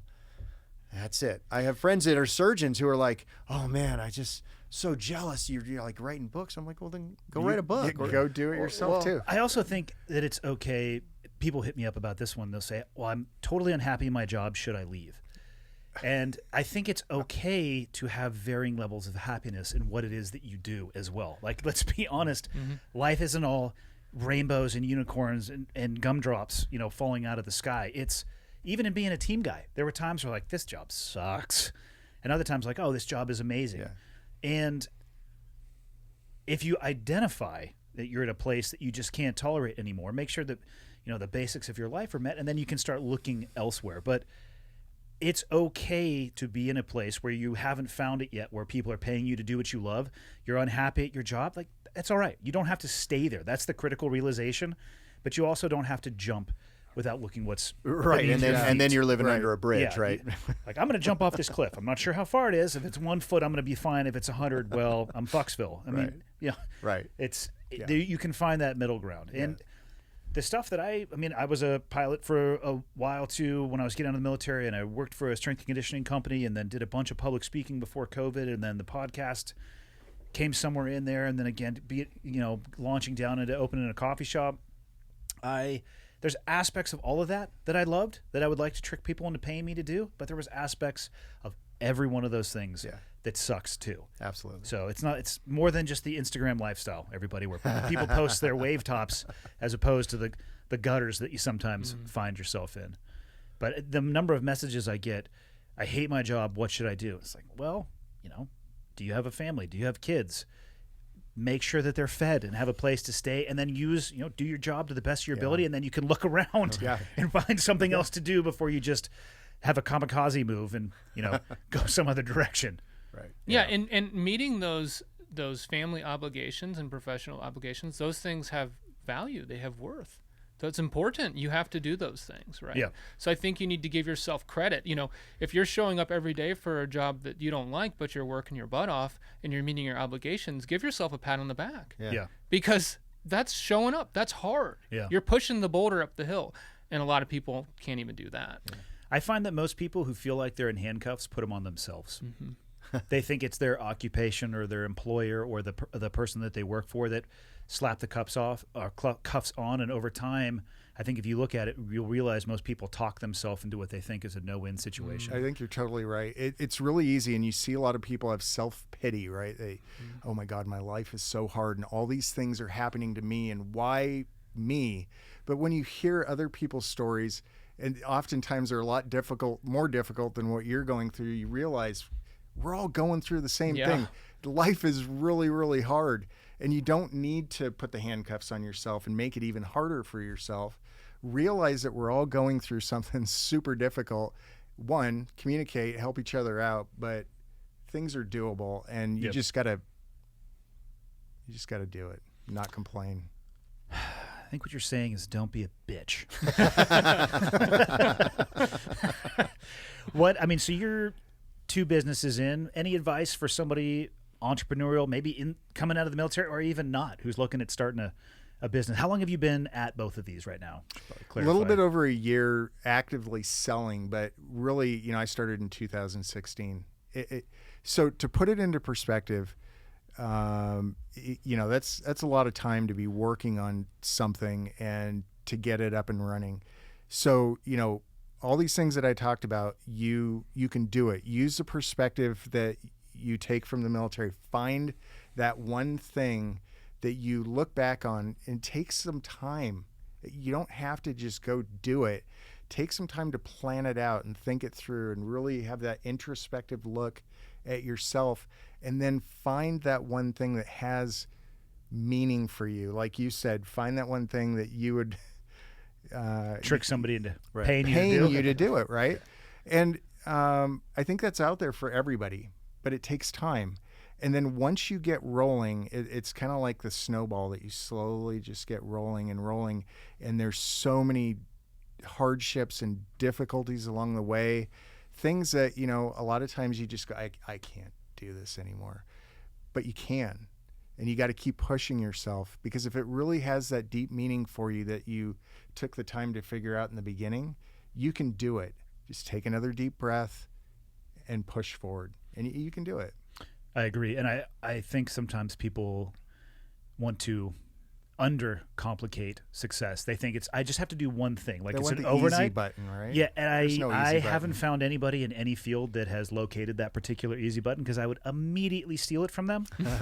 But it's multiple things you have to do along the way. 3 steps forward, 1 step back, or 3 steps back, 1 step forward.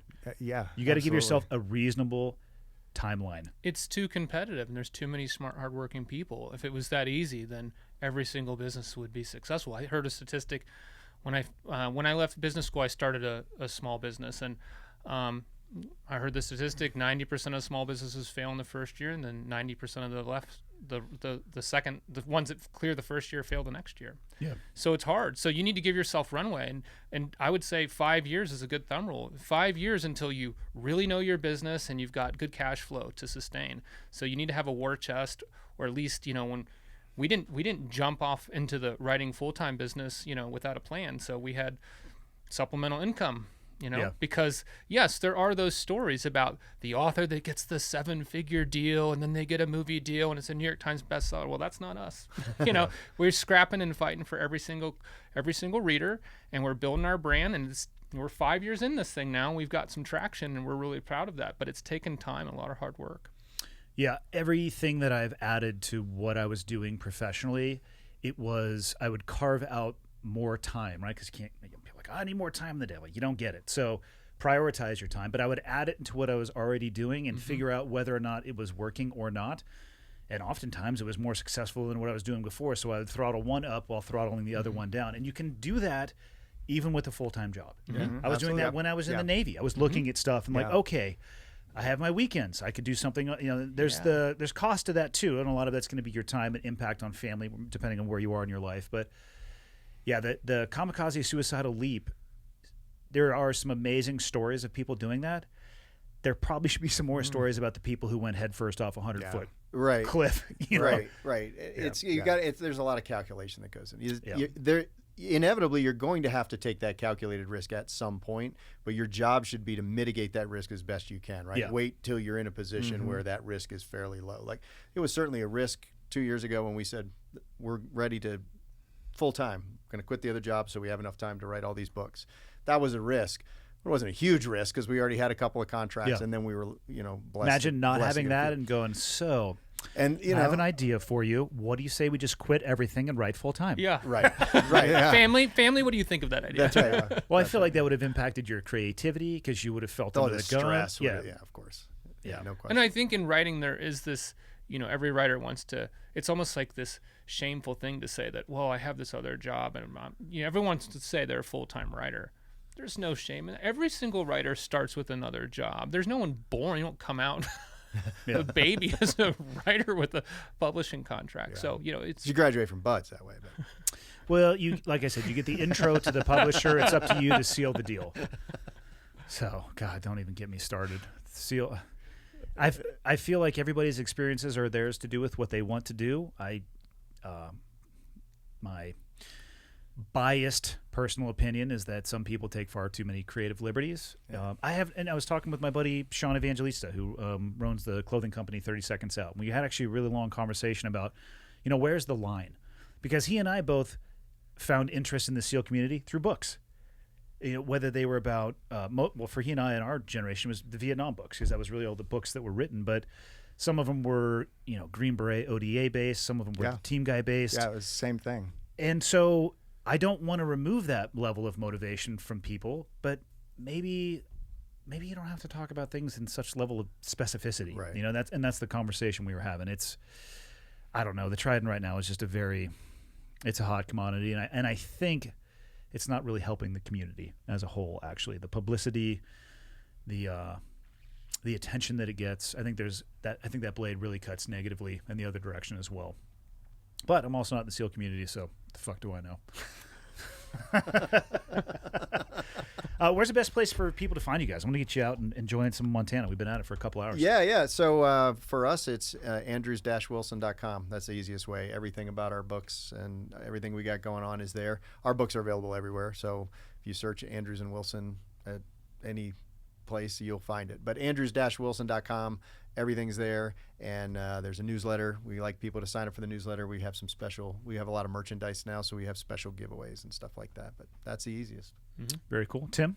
We have two different websites. The first one is bonefrog-coffee.com. You can go on there and check out our coffee and order from there. And that's where we have our focal point page that talks about all the people the other companies that we try to promote and things like that. Our wine is bonefrogsellers.com, and you can go on there.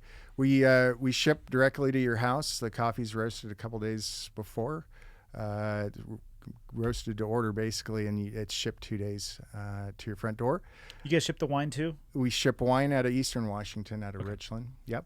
So go on there, check it out. We'd love for you guys to join our team and our mission and what we're doing to give back to the different foundations and be part of something bigger than yourself. Hell yeah. Tie it all together. Buy Sons of Valor blend. Right? Absolutely. There you go. Closing thoughts, gentlemen? No, I'll just end with what I said earlier, which is, think about, are you adding value to the world or are you consuming? And we've spent a lot of time trying to figure out how we can push as much value out there for other people. And we want you to consume the value. We'd love you to read the books and stuff, but also, reach down the hill, give a hand, help those up that that need it. Yeah, if you were the recipient of that value, there's a lot of power to reaching down a few rungs on the ladder and pulling people up with you. Yeah, don't be alone. There's, just because you're out, we're here.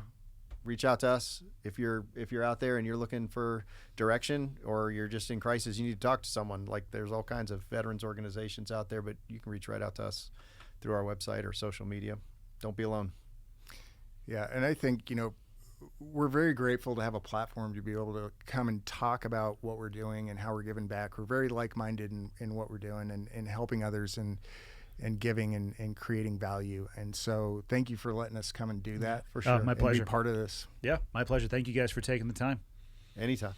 We'll have to do it again. I mean, apparently you guys are writing like 16 books a week, so I'm sure we can find a reason to come back. And next time we could drink the wine as we go. I think that would. So I've played that game. It gets a little wild, loose and free towards the end. Yeah. All right, gents. Thank you. The west bank of the river. That's A-firm, west bank. It gives me Hill. Hill, give it to me in the grove. Okay, one's in from the north. I've got the west bank of the river. Two's going to give it to you in the grove. Roger, give me that gun run. Right along that bag, baby. Ladies and gentlemen, thank you. Thanks for taking the time to tune in, whether you're listening on an audio-only platform or you're watching on YouTube. I appreciate that you take the time every week to tune in.